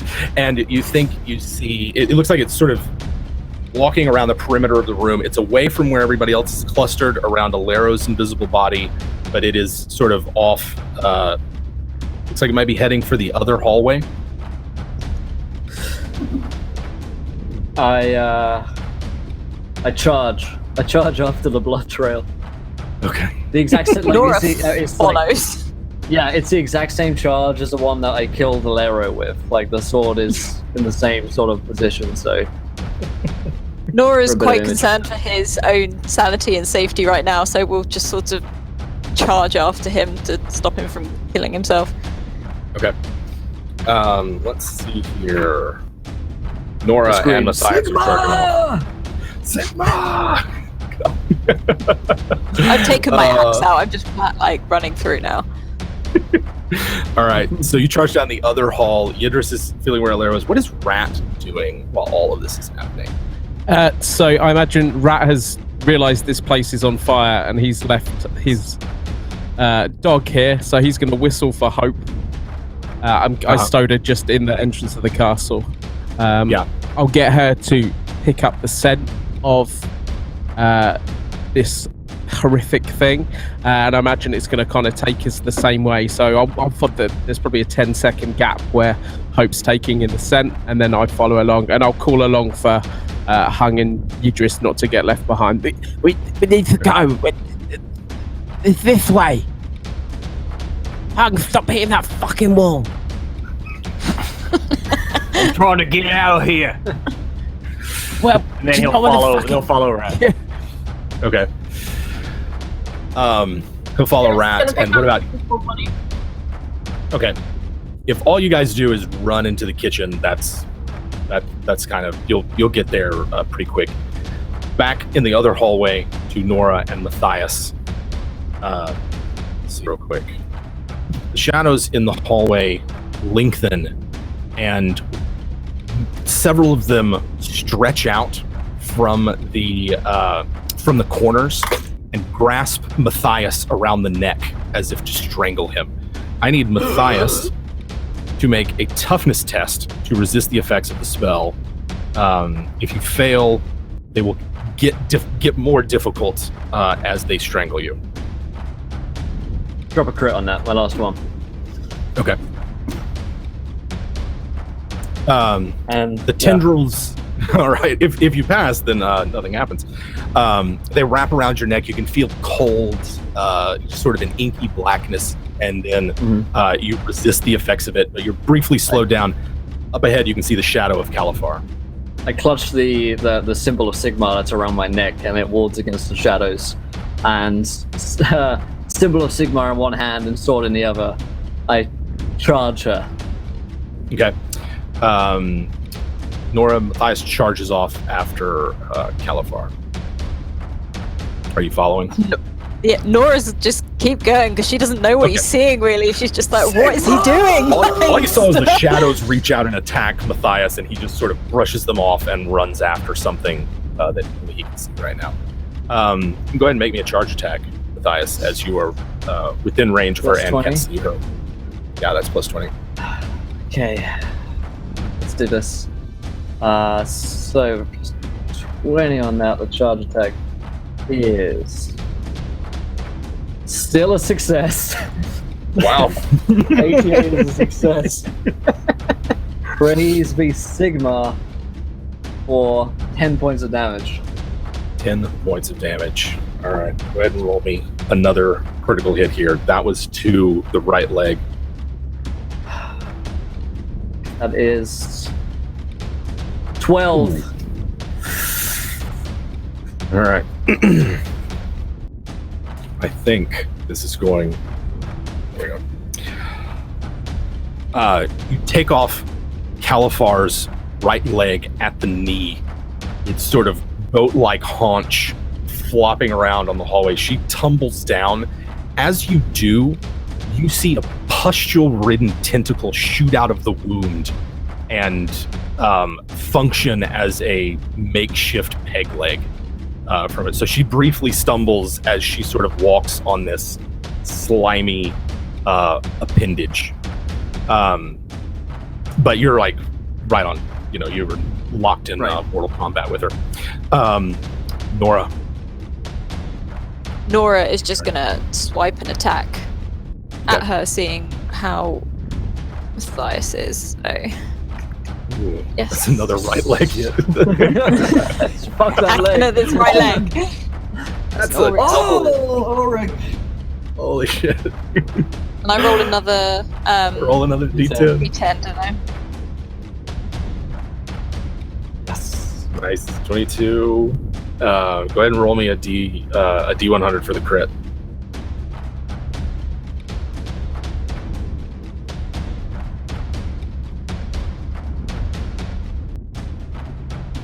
That's Yeah. 2. There we go. Okay. Nora, you see Matthias run up, sever Califar's leg with his sword. This tentacle emerges from it to help her back onto her feet, and you strike the same leg, severing it a little higher up this time, closer to the hip. And this time there's no tentacle to shoot out as she bleeds this molasses-like blood, dark and thick and ruby red, onto the floor. Like I said, it seeps out of her as opposed to spurting out. She's sort of down on the ground. Her rotten teeth, stringy hair, and just a vision of a disgusting crone. Can I Robbed you of your elf, Matthias. before she can say anything, can I use one of my crits and just aim for the head and just try and smash it in so she can't say anymore? Yeah. Oh, okay. As her last curse leaves her mouth as you bury your axe. Now legendary, yes. Yes, apparently so. Deep I don't know if I need to change anything for that. If you go into your character sheet, you'll see where the combat is. You can look at the whichever weapon it is. Use that arrow down, and you'll see quality, best, good, poor. Check best, and that will. Okay. That's what it does at minimum. We can talk about the rest later. Matthias and Nora stand over the body of Califar. Nora's axe buried in its head. Rat, Lieutenant Hung, and Yidris carrying Alero's now visible body. Much like Califar, it's less like it appears and more like you could always see it, just now you know you can see it. You reach a spiral staircase that leads both up and down. Smoke fills the kitchen, and the heat of the fire is now becoming oppressive. This is Rat, Yidris, and Lieutenant Hung. Is it done?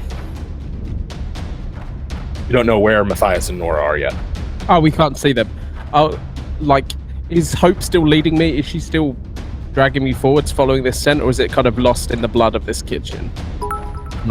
She's having trouble, but she's like leading you guys out. Matthias, where are you? You Can you hear hear sort of us? like booming back from the corridors. It is done, rats. Matthias, we have to go. Nora's just spat on this witch and walked straight out the room again. Okay. Take her head. Take her head. All right. Matthias and Nora come back. Matthias carrying the severed head of Califar. And Matthias to say, let us go. Bring her. I point to Alero's body. Yeah, I still got Okay. it. Okay. Yeah. All right. My little Alero corpse, baby. You head down into the cellar, I'm assuming. And Yep. there's really not that many places to go. There's a large room that you exit into, which looks like a kitchen store. There is a... Is there nowhere out nearby? Why are we Is going that- into the cellar? That doesn't sound like a That's good what- idea. that was where the There's a- postern Oh, gate right. is Sounds like a better located. idea. Yeah. Okay. Okay. My fire safety is like, this isn't a good idea. At this point, getting back out through the burning keep would be difficult. You pass through the kitchen store and past a cistern and the well for the castle, down a zigzagging but well-made path. Lieutenant Hung is kind of having to crawl along on all fours down here, but it leads you away from the castle, and as you descend further and further, you feel less of that energy, that chaotic magic that was swirling around the keep only moments before. You feel it lift, your light becomes a little bit brighter, your thinking just a little bit clearer. We do have a viewer decision.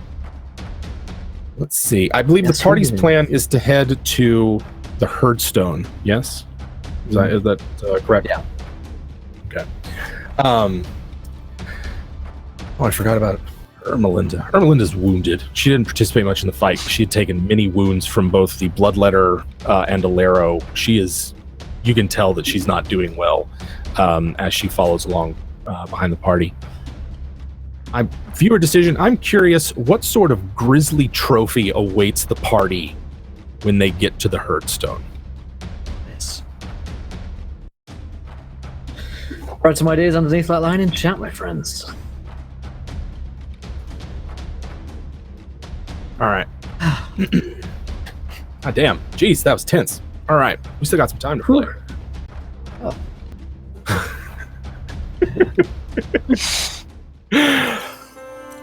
Eventually, you exit out of the postern gate.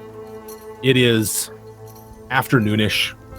There is the sun shining down in the sky, sort of briefly blinds you as you exit. This whole thing is sort of concealed by a rock and some shrubbery. It is the party. Yidris carrying Alero, Rat and Lieutenant Hung, Nora, and Matthias, along with Ermelinda. Am I still covered in like sick and maggots? Yes. Less maggots, more sick. Behind you on the hilltop, Bearvold Keep burns. A great plume of smoke rising into the sky as it's eaten up by the fire. What's y'all's plan? Is there any nearby, like, water source? Because all the trees have gone, but Yidris wants to look for something very natural. She needs to watch, but also she wants to kind of lay Alera down by something natural that's as close to, like, a woodland equivalent. And she thinks, like, a river is kind of something like that sort of equivalent, so that we can pay some respects to Alera. Mm-hmm. So yeah, she'll be looking around for something, like, of that nature. Okay. While carrying Alero. All right. Yeah, there's several places that are like that nearby. The whole place is sort of crisscrossed with little streams and creeks. And if it doesn't take too long to find a secluded spot, shaded by what's left of the trees around here. It's more like big bushes and tall reeds and things like that. She'll lie her down by a place where there's a lot of those kind of large reeds, so when the wind comes through it still sounds like a tree. And I think she'll just kind of kneel beside the body and just let a lot of thoughts and emotions just kind of wash over in reality. Mm-hmm. And just kind of let the wind be the sound that's happening right now. Yeah, Matthias is silent and walks to the a glade or whatever, like a place we found to rest Alero's body. Rat will kind of wander behind Matthias and kind of touch his arm. I'm not sure if that's going to trigger anything, but I'll also... Of course, he's reacting violently. So just we understand he wasn't hurt, and then I'm guessing if something happens, something happens. He he just flinches away. He doesn't want the physical touch. it's okay, Matthias. One of us would have had to have done it.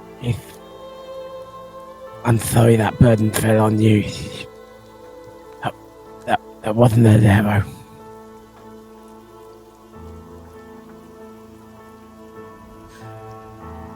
But at least you can sleep now knowing it's done. And he realizes that Matthias doesn't want anyone near him and will kind of shift away. Sorry, Nora.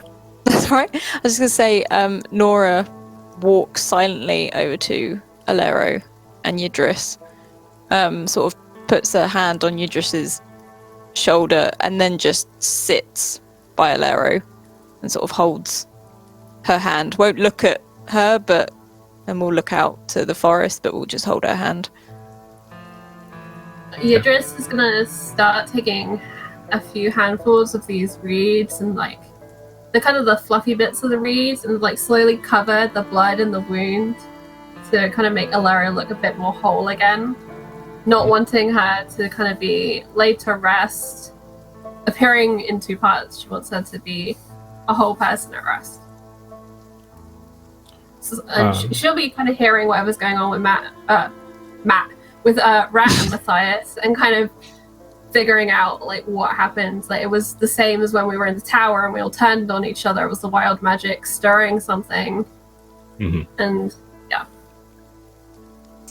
there is sort of a moment of silence. There's everyone pays their last respects to Alero. It's right by it's actually quite peaceful. You're sheltered from view by a rather large bush and some reeds along the creek bed, and as everybody honors their fallen comrade, Ermelinda, who seems to be doing better. As you've been walking with her, every step she seems to get a little less weakened and seems to a little bit more pep in her step. Colors come back to her cheeks. She volunteers. You wish a burial? I can do that with ease. Yes. And she causes the ground to open up near the creek bed, and in a deep grave buries Alero underneath the creek that runs just south of Bearwald Keep. Yidris is physically uncomfortable at the use of the magic. There's been so much magic today that it just like fully sets her on the edge, but she kind of lets it go on, and she's just going to stay kneeling where she was and not watch. Just let Alero go and not have to see it. Okay. Rat kind of goes to picks up Alero's bow, meaning to plunge it in for a headstone as a marker of where she died. I imagine kind of before he does that, he pulls gently on the bowstring in front of everyone. And what happened when you did that, Pretty? If I was to pull on your bowstring... Yeah, you would feel the string cut into your finger and blood well up, and from that blood an arrow would immediately form, and you would have an arrow right there. So every one of you would have just seen me form a blood arrow in front of you, and Rat kind of drops this bow and backs away for a second. This is when Rat trips and falls over his own gravestone.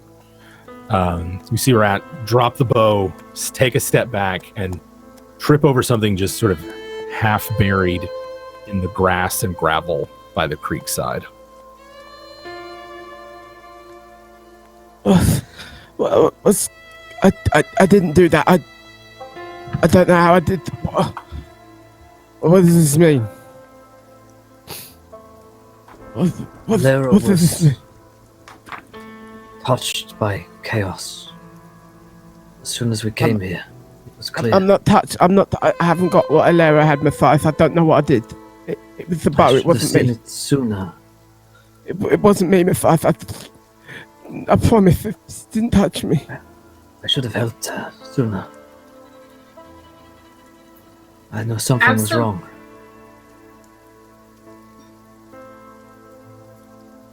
Is that yours? Absent-mindedly, in where the blood arrow was, like, and it falls to the ground, I imagine it could have descended in droplets. Idris is gonna start drawing astrological signs, trying to make sense of the world and protections and that sort of thing, just from what she was reading earlier, just kind of getting lost in that. Okay. I think she tried to warn us all. The mask. The sign of gloaming. It has ever betrayed us on our journey. In a way, it is fitting that I should take her life. I think it is what she would have wanted.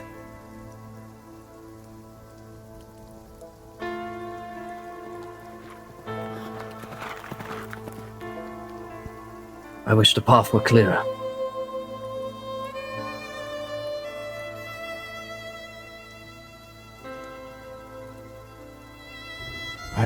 I wish you didn't have to be replaced. She died not knowing what happened to that woman that tormented her. Took so much of her life away. That was the cruelest fate that befit her. She gave so much and asked so little.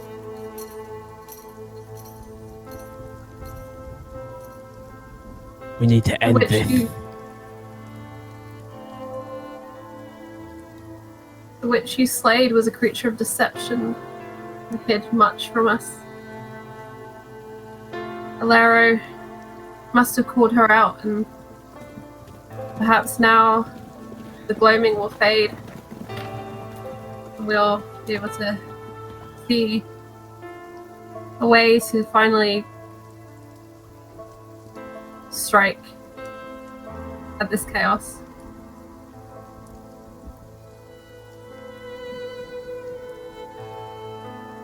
This weighs heavily upon our souls.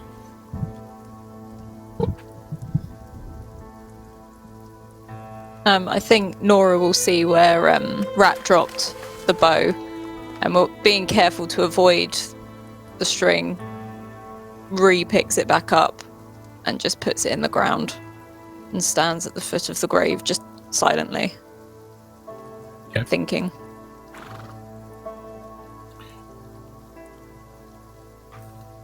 How long do y'all wait here by Alero's graveside?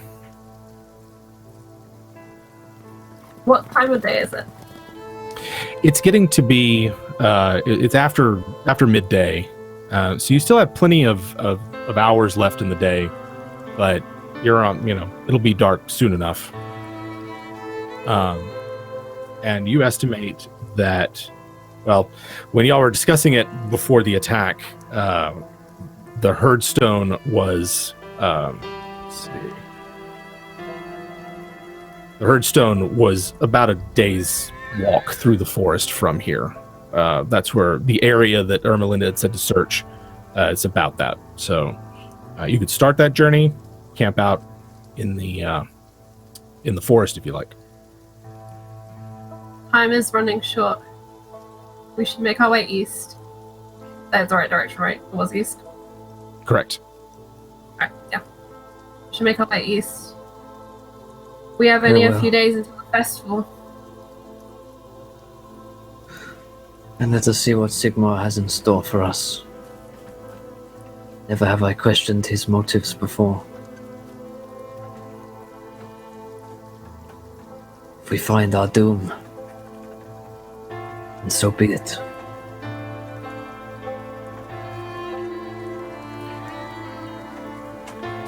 So you guys are heading east.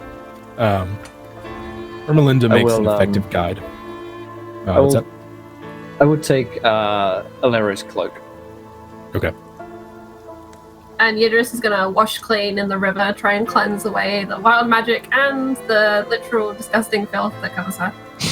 Okay. Yeah. Yeah, you're done drawing astrological symbols in the dirt. Yeah, would she glean anything from that? Does she read anything in those signs? This book is chock full of prophecy and omens. Most of it related towards the inevitable victory of chaos over the realms of man. But it makes a lot of convincing arguments about the nature of the gods, and who the true, like, sort of where the true power of chaos really lies. Yidris knows from an academic point of view that this is an extremely heretical text, but nevertheless feels compelled to read it. Yeah. I figured as much. I think at this time she'll take her Nasimi book, which is also her notebook, and she'll make a few notes of the signs that she'd seen in the mud and the blood that she'd been just playing with before she went for a wash. And then tuck that away, not wanting Matthias to see the other book. anymore. Okay. That book, she knows she has to protect that book because that book has answers, and she knows Matthias is probably going to destroy it if he sees it. I would assume so. All right. If the group is ready to move on. What's Did that? Matthias do anything with the witch's head? Yeah, Matthias still has Califar's head, yeah. Yeah, I carry it with me. It's probably like hanging from my belt now. You know, like a grizzly future trophy. shrunken head. Mm-hmm. Yeah. And come, we must leave. Yidris is going to take a bandage from her pack and tie it around the witch's eyes so that the witch's head cannot see. Okay. Since she liked to keep us in the dark, she can remain that way. Hell yeah. With Ermelinda as a guide, the party sets off. And Ermelinda is an effective guide through these forests. And, you know, like I said, as you were escaping Bearwald Keep, she seemed on the verge of mortal, mortal injury. And by now, feels and seems perfectly healthy as she leads you past Horno, which is now a smoking ruin.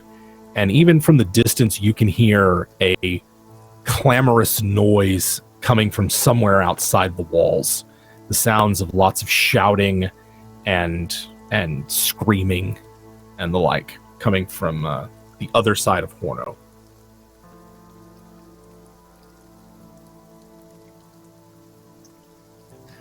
Shame that she met her death on my blade and not with her.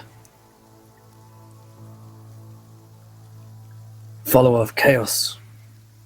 A warrior's death.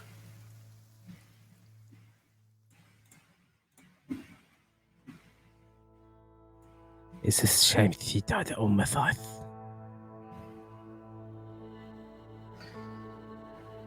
This is, I told you before, Rat. This only ends one way for us now. That is clearer now, more so than ever. We're not leaving these lands. Not alive, at least.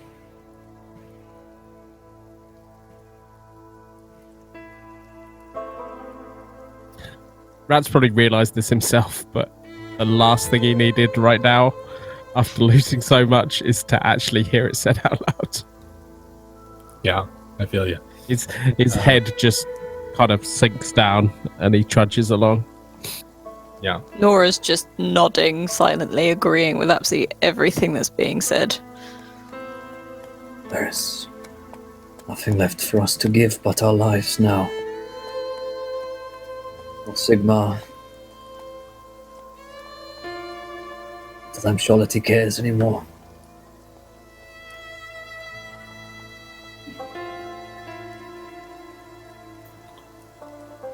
You guys pass by Horno, right? You don't stop to look and see what's going on. Okay. Although if we see any like fetishes in the tree, Yidris is just pulling them down. Oh yeah, they're all over the forests here, particularly close to the villages. And Yep, everyone she sees is coming down. And you pass just north of it as you make your way across a countryside denuded of its forest and keeping to the little gullies and sort of divots in the land to keep out of sight. Eventually plunge back into the forest here. And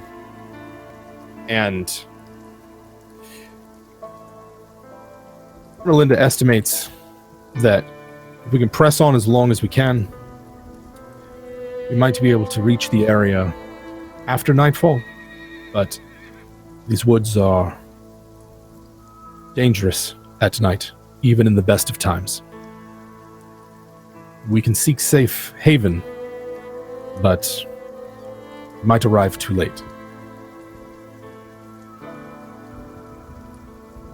It matters not.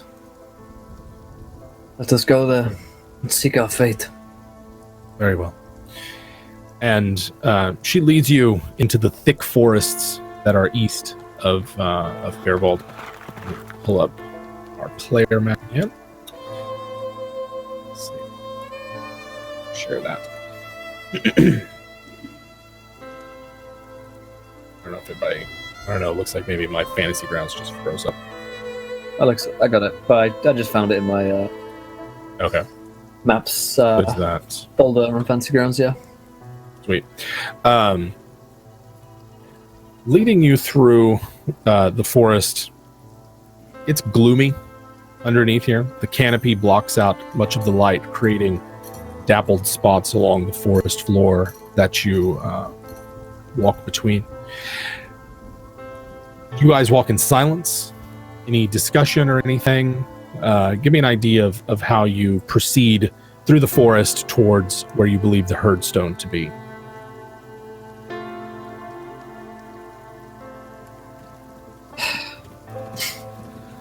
Matthias is not chatty. He's convinced doom is nigh, and that Sigmar may very well have forsaken them. So it's almost like it doesn't matter anymore. I think Nora's walking pretty silently, thinking to herself, but also probably twitching at every sound, or just something that sounds slightly non-natural or different. She's thinking of Alero, but also of, again, the fears she felt when facing the demon, and sort of questioning herself and whether she could have done more or something like that.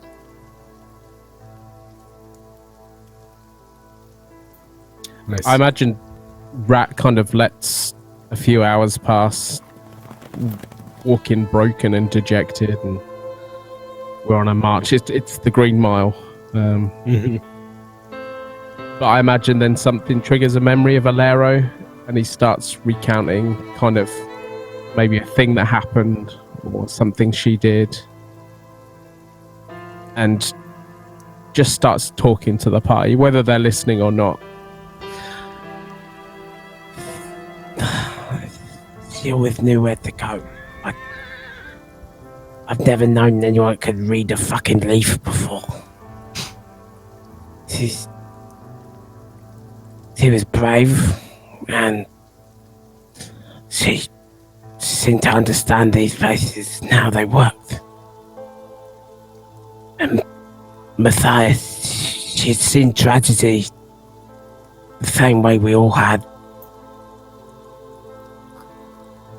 But she didn't give up. She kept focused, and she realised what she had to do. She didn't throw her life away at the first chance. If you say Sigmar has been there for us the whole time, why would they give up now?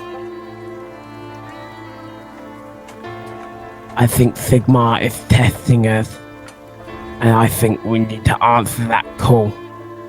Otherwise we'll be forsaken them. And I think you know that.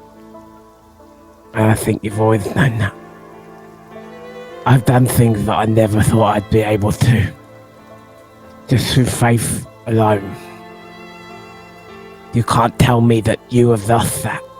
Now when we need you most. We're here with you. Sigmar's here with you. And he touches himself on the forehead. We shall see, Rat. We shall see.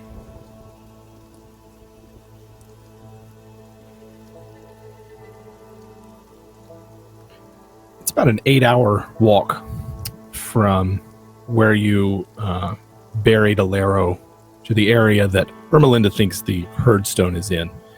And at least 3 of that is after dark. And it gets extremely dark here in the forest. So if you have night vision, that will help you get by. It's not great, but you can navigate. Otherwise, you'll need some kind of light source to get by here. Ermelinda Does doesn't Nora's seem to shining be- chest help? Oh, yeah. Was that still? Yeah, I thought. I'm How long did glowing. that last? It's a for? day. It was a Oh, a day. It whole was day. 1d4 days. I think she got a 1. That's right. That's a whole day. Yeah, I if we suppose wanted any Nora's glowing unnecessary chest- attention. Yes. Nora's glowing well enough to light the path as you walk through the forest. Yidris, as the 8 hours have passed, has already begun to forget Alero. And as Rat is mentioning, it's just becoming a name slowly, like a dim, that was a Mhm. person. And then it's just a name.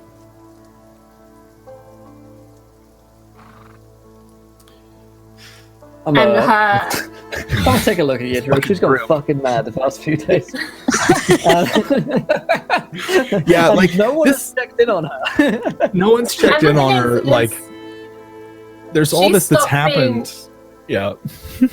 Go she ahead. stops being sad and somber, and she becomes steadily more and more alert. She's becoming more looking and more purposeful.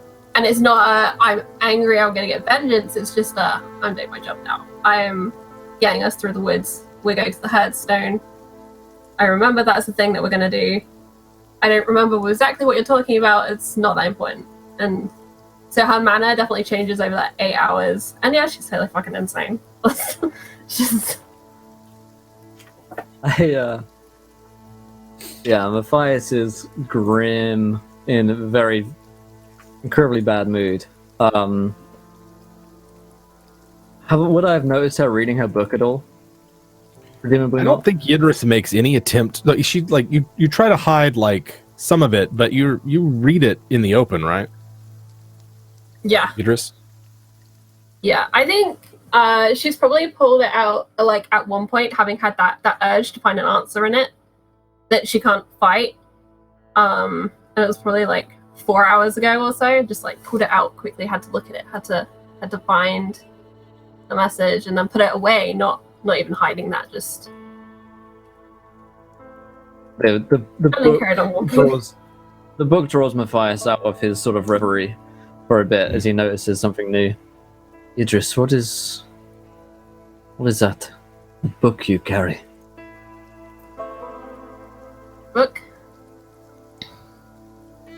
What book? That book I just saw you with.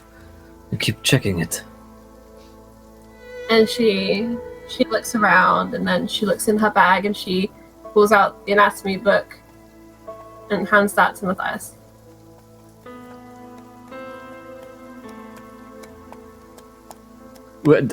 Presumably it doesn't look any different. Yeah, they both look just like, leather bound, books. And if he knows Yidris pretty well, and reading her, she doesn't look like she's hiding anything or being deceitful, because Yidris in this moment genuinely has no idea what book he's talking about, and this is the one she just found in her bag, so... I nod as I look to it. Are you... well?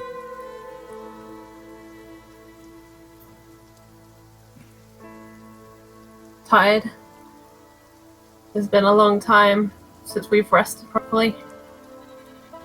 But there is much to be done. Much we have to do.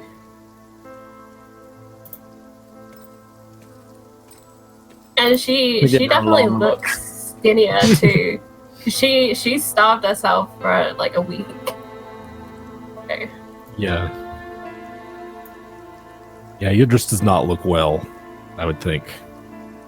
And she's probably slightly burnt from the acid of Halifar's attack, and her arm is bandaged up from the wound inflicted by Nora and the battle with the Beastmen.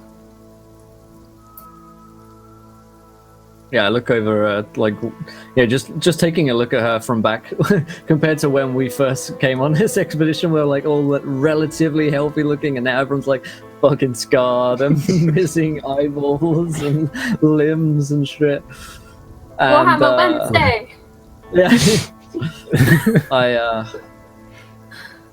I nod and say, Well, look after yourself. I do not think there is a lot of time left for us.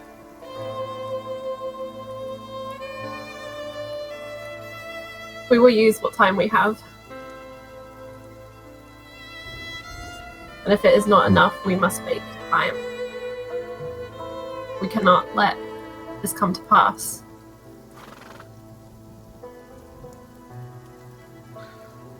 Yes, of course. We must keep fighting. Another day at least. Every day, Matthias.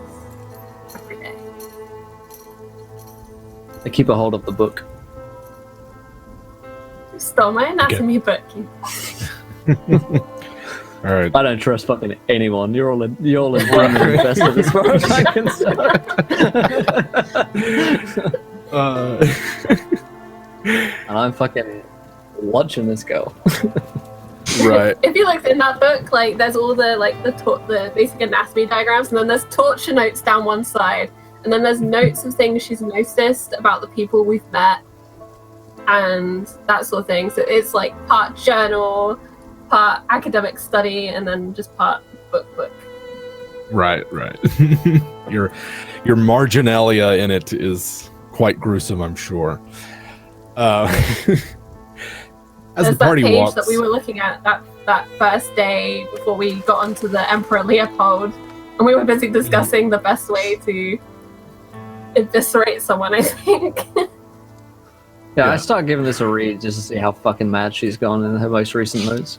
Like, if there's anything that's heretical in here as well, that seems like, was weird when demon possessed me last Tuesday. You know, like, that's Right. what... There's that's what probably there's probably a scroll somewhere. I must not eat to stay strong and alert, or something of that. Trying to put down in words that feeling that she has that she can't eat until she suffers. right. I nod as Sorry, I look Jem. at this. Yeah. Things that are going Makes on. sense. Has Yidris continued making? I mean, well, really, actually, you've only been obsessed with the other book for like half a day. Like an hour. Yeah. Right. Yeah. So, yes, Yeah, nothing about the book in there. She hasn't had time. We've been fighting things. hasn't had time. Right, hasn't had time to implicate herself. Walking through the woods by the light of Nora's glowing torso, the party kind of. There's a weird shadow to the ground up ahead. It looks as if in the middle of this forest there's a massive cliff that just cuts right through the forest. Ermelinda stopped. She, is sort of investigating what's ahead. We were told about the cliff. We're getting close now. Not far from the Herdstone. The quarry. Are there any strange noises? Can we hear anything or see anything? Like, are we on top of the cliff, or is it like we're facing the? You're standing at the top of it. You're standing at the top of Like- it, so you can kind of see tops of trees and things that are on the forest floor there. You're as close as you'd like to be to it. Ermelinda stopped about 30 yards out before she approached much slower and is looking at where you're at. So if I peer over the cliff, can I see anything down, or can I see anything in the distance? It's difficult to see. I mean, you're in very thick forest here. It's also at night, but the cliff face runs roughly southwest to northeast, and you are on, like I said, on top of it. Anyone investigating and sort of seeing what's down there can make me a perception test. This is where am I at here? This is going to be a challenging perception test. So that's sorry, not challenging, hard, -20. Is it sight based or hearing based? Sight based is Also, thank you to Oliran for the host and raid. Thank you, guys. Hard at -20. Even with the -20, that's a success for me. That's nice. Yidris and Nora looks like you're able to, as everybody's kind of peering out and looking through, just to the north, both Nora and Yidris see the glint of metal sort of shining off your light. You sort of catch it just momentarily through the trees, a reflective surface down below at the base of the cliff. Nora immediately turns to Matthias and is like, there. Just for a second, I saw it. Good. Is there an easy way to descend from here? Not really. Not from where you're at. You could search up and down the length of the cliff face for a path down, or attempt to scale the sheer surface. Good news, we have a lot of rope. Yeah, that's true. That is true. Extra strong Yeah. rope. I have nothing in scale sheer surface, unfortunately.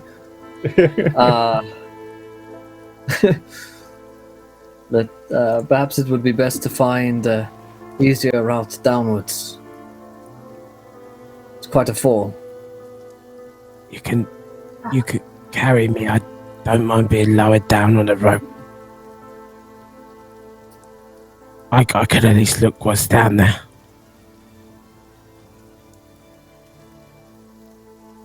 Very well. You are the thief after all. And Rat will kind of jerk at that word. He's not used that word to describe me in a little while. And it kind of hurts a little bit. Okay. And he'll start tying himself up with this extra strong rope. Yidris will ask Hung to help her hold the rope, and we'll lower him down. Yeah. No. Yeah, he's fine. He makes good anchor. So we're lowering Rat down first. Yep. Okay. Rat, you're lowered down into the darkness here.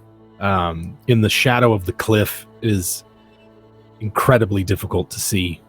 You can really just make out the shapes of trees and sort of maybe what's in the little patches of starlight that filter through them. But for the most part, it's a mass of black shapes and shadows down here. But you're lowered to the bottom, and there's a mossy bed on the forest floor that you sort of land on. Can I stealthily try and wander to where the spot that Nora pointed out to me from up top? Yes. So you can give me both a silent move and a concealment roll.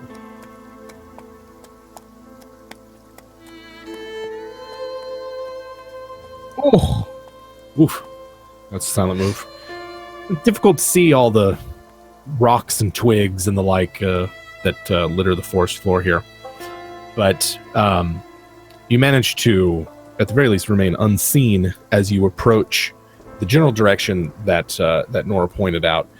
And in the kind of light from the top of the cliff of Nora, sort of the beacon that you can sort of see through the trees and the branches, and the occasional bits of light that pierce through the canopy, Rat can see a rough-hewn stone monolith in a small clearing right at the base of the cliff.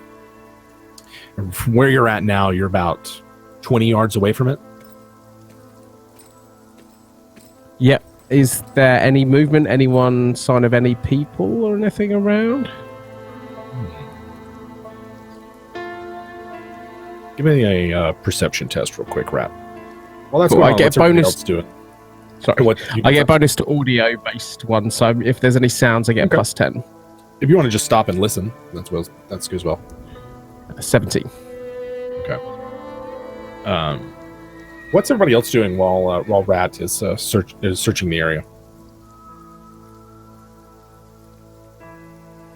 I turn to the others. Am I the only one here that suspects rats may have been up to a bit more?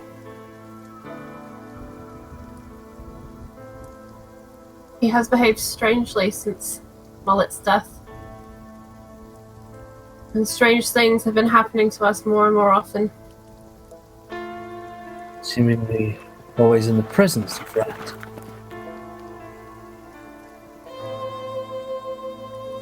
Nora sort of, it's more, you can tell she doesn't want to think about it, and sort of shakes her head saying no, but you can tell she is concerned about it, and she just walks to the edge of the cliff to see if she can see Rat.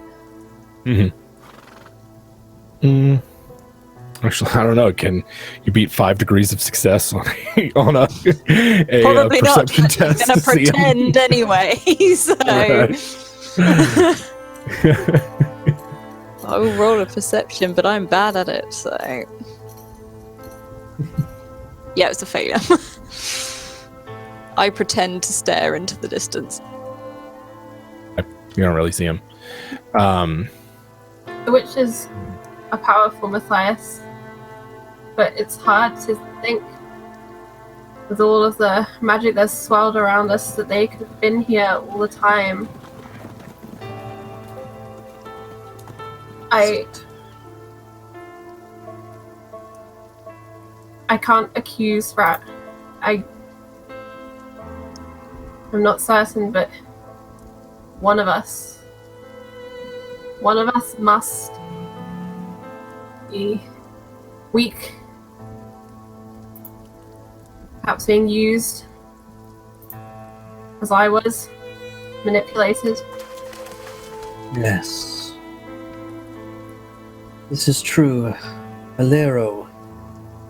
First, the manipulations were small, as they were with you, and then they grew to the point where she tried to murder Rat. Perhaps I was too lax before. And in the tower, he looked out at the window as the battle, and we all turned on each other. Agreed.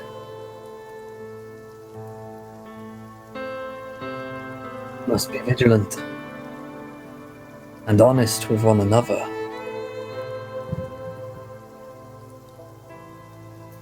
Nora turns Keep an eye around on Rat. at hearing all of this, and she's like, I suggest we keep an eye on him. But that's it right now. I've had enough death for now. And As she goes back to Nora- pretending to look into the darkness. both Nora. Nora and Rat, just real quick, both Nora and Rat see a sort of a bloom of light in the forest. Rat knows that it's coming from the other side of the monolith. Nora, you can just see a diffused light coming from the forest floor. Nora, you've been the least touched by magic of all of us. I believe you should watch Rat. I always am. And then she sees this light, and she's just like, both of you, here, quickly. I look over. I think you found something. Yeah, I'll try and peer into the darkness to see what is if there anybody- to be seen. It's dark, so the presence of light is easy enough to spot. But those of you still on top of the cliff face, it's difficult to see, and it's some ways away from where Lieutenant Hung lowered Rat down. Rat, you can see it much clearly. It is definitely has a sense of a shape and form to it. The lights, that is. And like I said, they're coming from the other side of the monolith. Can I kind of try and sneak up on it a bit further? I want to get a bit better view of what this thing is. Do you want a silent move towards it? Yeah, give me another one. 52, that is 2 degrees of success. Okay. You move towards this thing, and it's adorned with all sorts of trophies and fetishes and tokens, and they're strung up sometimes on like little tawny string, sometimes it's chains.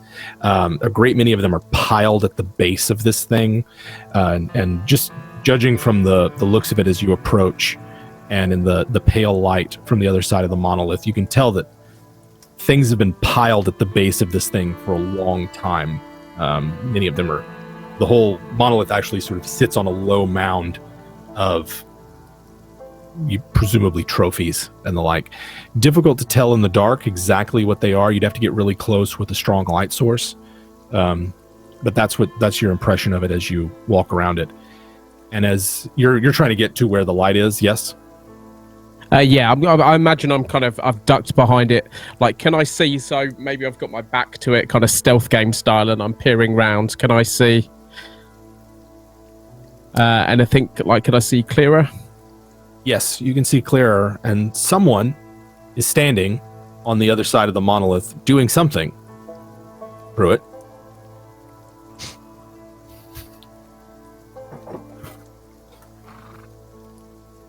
I think you're muted. Silently doing something. I cast silence. Yeah, you see a human male, about 6 feet, fairly well, okay built, but wearing long robes of deep blue and black, and it looks like he's rearranging some of the fetishes, and he reaches down into a bowl, and it looks like he comes up and is tracing some images on the monolith itself. But just fair skin, dark hair. Really? That's what you're giving me right now? You're a chaos altar drawing fucking symbols. Are you fucking kidding me? All right. Here's this guy.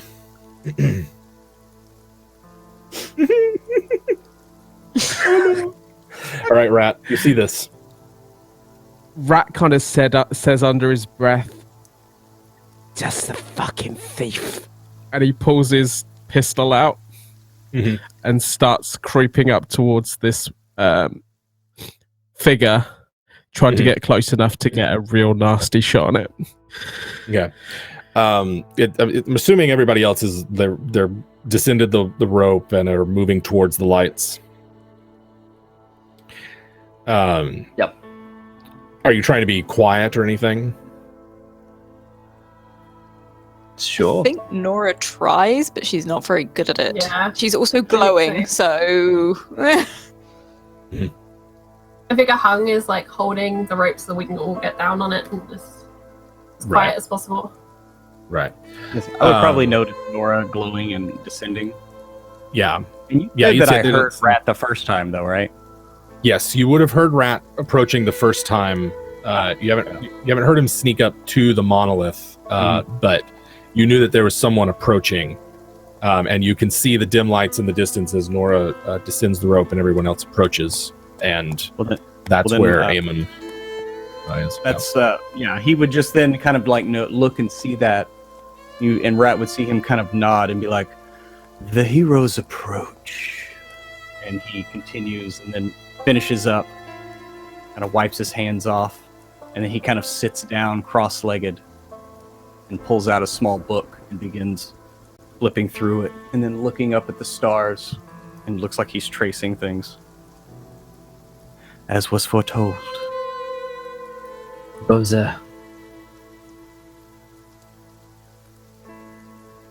And he just continues to sit cross-legged back to the monolith. All right. Then Rat hears him say this, and you can also hear the rest of the party is approaching, not far behind. Yeah, I guess I'd have called that out, to see if Rat was okay as well. Who knows? Rat is completely silent. How close am I at this point? Oh, this is not going to end. This is going to be the shortest character. Do I hear Matthias like yell out who goes there? Mm-hmm. Okay, yeah. Then, knowing that, not knowing if they would have seen me or not, like Eamon would kind of look around, and he'll call back out, "A simple traveler, Matthias." He goes back to like looking at his book, and then looking up. Nora immediately pulls out her axe at this.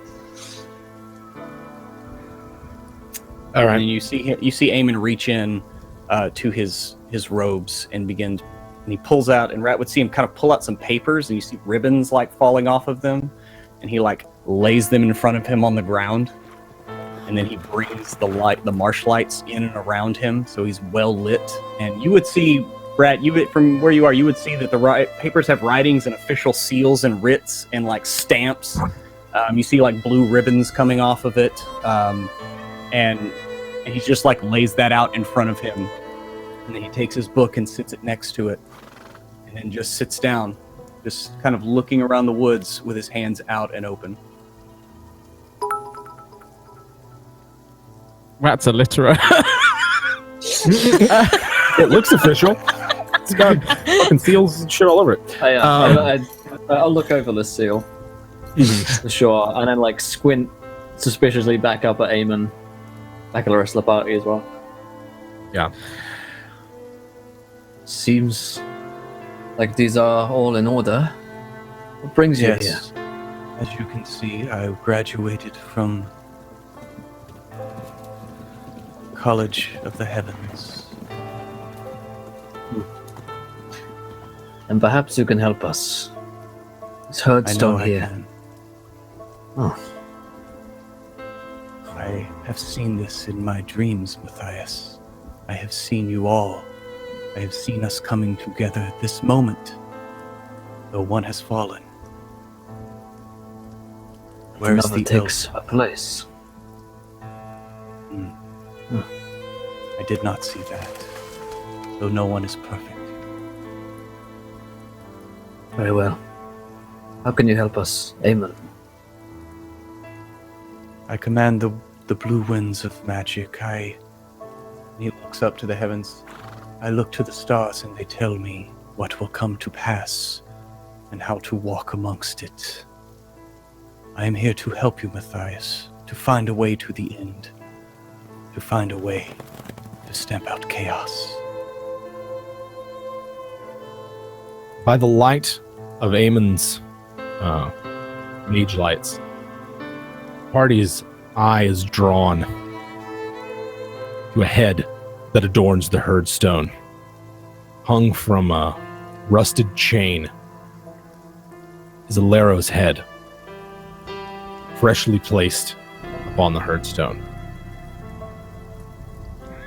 I think that's where we're going to leave off and wait for next week. Oh my god. Fuck. Man. What an episode that was. Holy shit, that was eventful, to say the least. But fuck. Man, Ripple Arrow. I've killed like 2 of Pro's characters 2 weeks in a row now. I'm super sorry about both of them. Oh. Yeah. Jesus. But it was super cinematic, super cool, made a lot of sense kind of end for Alero. So, man, F for Alero, please, because goddamn, I'm gonna miss that. That slimy little fox. Goddamn. But let's go around a cast and crew. Normally we've got Star Wars coming up next. We don't hear an encounter roleplay tonight. We've got 3 ill cast members. Some kind of plague is going around Star Wars, it looks like. Blood So, plague. the blood plague looks like now it's been it's getting everywhere. It was released. It's been unleashed upon the world, yes. But we will be on Sable Dice. YouTube.com/Sable Dice is where you'll find me, Jim, and Pro here in a minute. So thank you. We'll see you guys over there. Let's go around the cast and crew. Did we enjoy ourselves? Where can we find you guys online? Jim, what do you think about tonight's show? That smug grin on your face.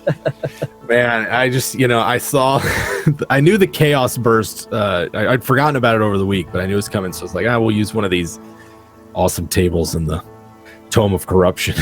And a minute of demonic possession is, that's a hell of a thing. Man, Pruitt called it about 4 hours ago, or about 4 hours before we started playing, that Alero was going to die. But I love the showdown with sort of the burning castle and the illusion, sort of gross illusory witch taunting and trying to lead the party deeper in. It's just it's good. It's a good session. It's great. Thank you, Jim. R.I.P. Alero. And we of course can find you on WebDM things, right? Oh yes, all the WebDM stuff, and Saber Dice here in a few minutes, and yeah, all that business. Yeah. Nice. Pruitt, Ripple Arrow. Yeah, man. Rip Alero. Here's the thing, though. Alero had a good run. I've been playing long enough that it's like, she died, and I was sad for about 30 seconds, and then I was like, ooh, I finally get to make a wizard in Warhammer again, and got all kind of excited. So, shit happens. Sometimes you get possessed. Sometimes it happens twice in your life, and, I do love because the whole deal is that we had built is the fact that Alero and Matthias had this long history where he had saved her life at some point. So in her mind, it was always his life. It was always his life to take back because he's the one that gave it to her. So how fucking fitting is that, fate? There you are. So, I look forward to playing Eamon, seeing what this Lore of the Heavens is all about. I'm Pruitt. I'm the other half of WebDM. Tune into our stuff. Shows on Wednesday. Jim's got his game on Thursday. Going to be playing Triumvine this next Monday, finishing up that 2-parter. Probably going to die in that too. Next Tuesday, we got my game, Starward Bound. I'm safe there. But I'm pretty sure Seth Penhollow will die next week in Call of Cthulhu. That's just going to happen. Triple. But anyway, great session. I can't wait till next week, like always. I love this. Thanks so much. Jonathan Pruitt, ladies and gentlemen, the Sean Bean of Encounter Roleplay. I'll take that. I will take that shit. And Charlie. I love Warhammer Wednesdays, and it's so perverse because it hurts me every week. But I love this game. I loved that tonight we got to see some real outcomes of all of the craziness. We couldn't just keep running from it forever. It was gonna smack us in the face and stab us in the back. I just want it to be next Wednesday, to be honest. I'm ready for next Wednesday. But yeah, thanks to everyone for the great game. Thanks to chat for the chorus of chaos that chants around us every week. Best place to find me is on Twitter. I play in a lot of games. I have a really great game coming up on Saturday with, I think it's Fumbles and Fates. Fortune and Fates. It's something like that. I will tweet about it. But it's Celebrate Women in Tabletop, and it's going to be a really fun game. DM'd by a wonderful lady called Tina. And I'd love to see you guys in chat for that. But if not, come here and hang out, because Will always has amazing content that's always worth checking out. So, yeah. Thanks, guys, for a great Wednesday. Thanks, Charlie. And Alice.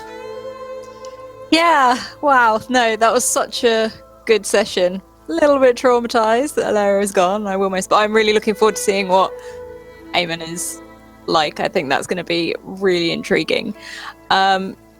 Yeah, I can't wait till next Wednesday. I am Alice. I am White Rabbit Pick on Twitter. I am the other half of the Scratchicus Academy. Every Monday I do one-shots. We've got some other campaigns coming up, and I'm also working on a podcast for the channel. But yeah, no, thank you. This was really, really awesome. Loved it. Thank you, Alice. And Gareth. Like, everything is just... It's like one day we're getting slapped in the face, the next minute Jim's putting his cigarettes out on us, next minute he's just running up us, punning us in the balls. It's wonderful, really. Like, Matthias is such an amazing character. Like, the amount of roleplay that Will fucking develops around it's kind of like a weird abusive father where he'll give a tiny little bit, he'll give you a tiny bit to make you happy, to make you proud, and then the next minute he's shutting you out of the house and telling you to move out. It's fucking incredible. I know it sounds awful, but like it's such an awesome story to tell, and like it's amazing to role play with and go through the emotions that this character's feeling. I didn't mean to sound quite that hard. Again, I don't really plug myself too much, but check out Encounter Roleplay's Blood Plague. It's fucking amazing. I was reading through it last night and stayed up far too late reading this thing. It's mastercrafted. Check it out. It's fucking sweet. Awesome.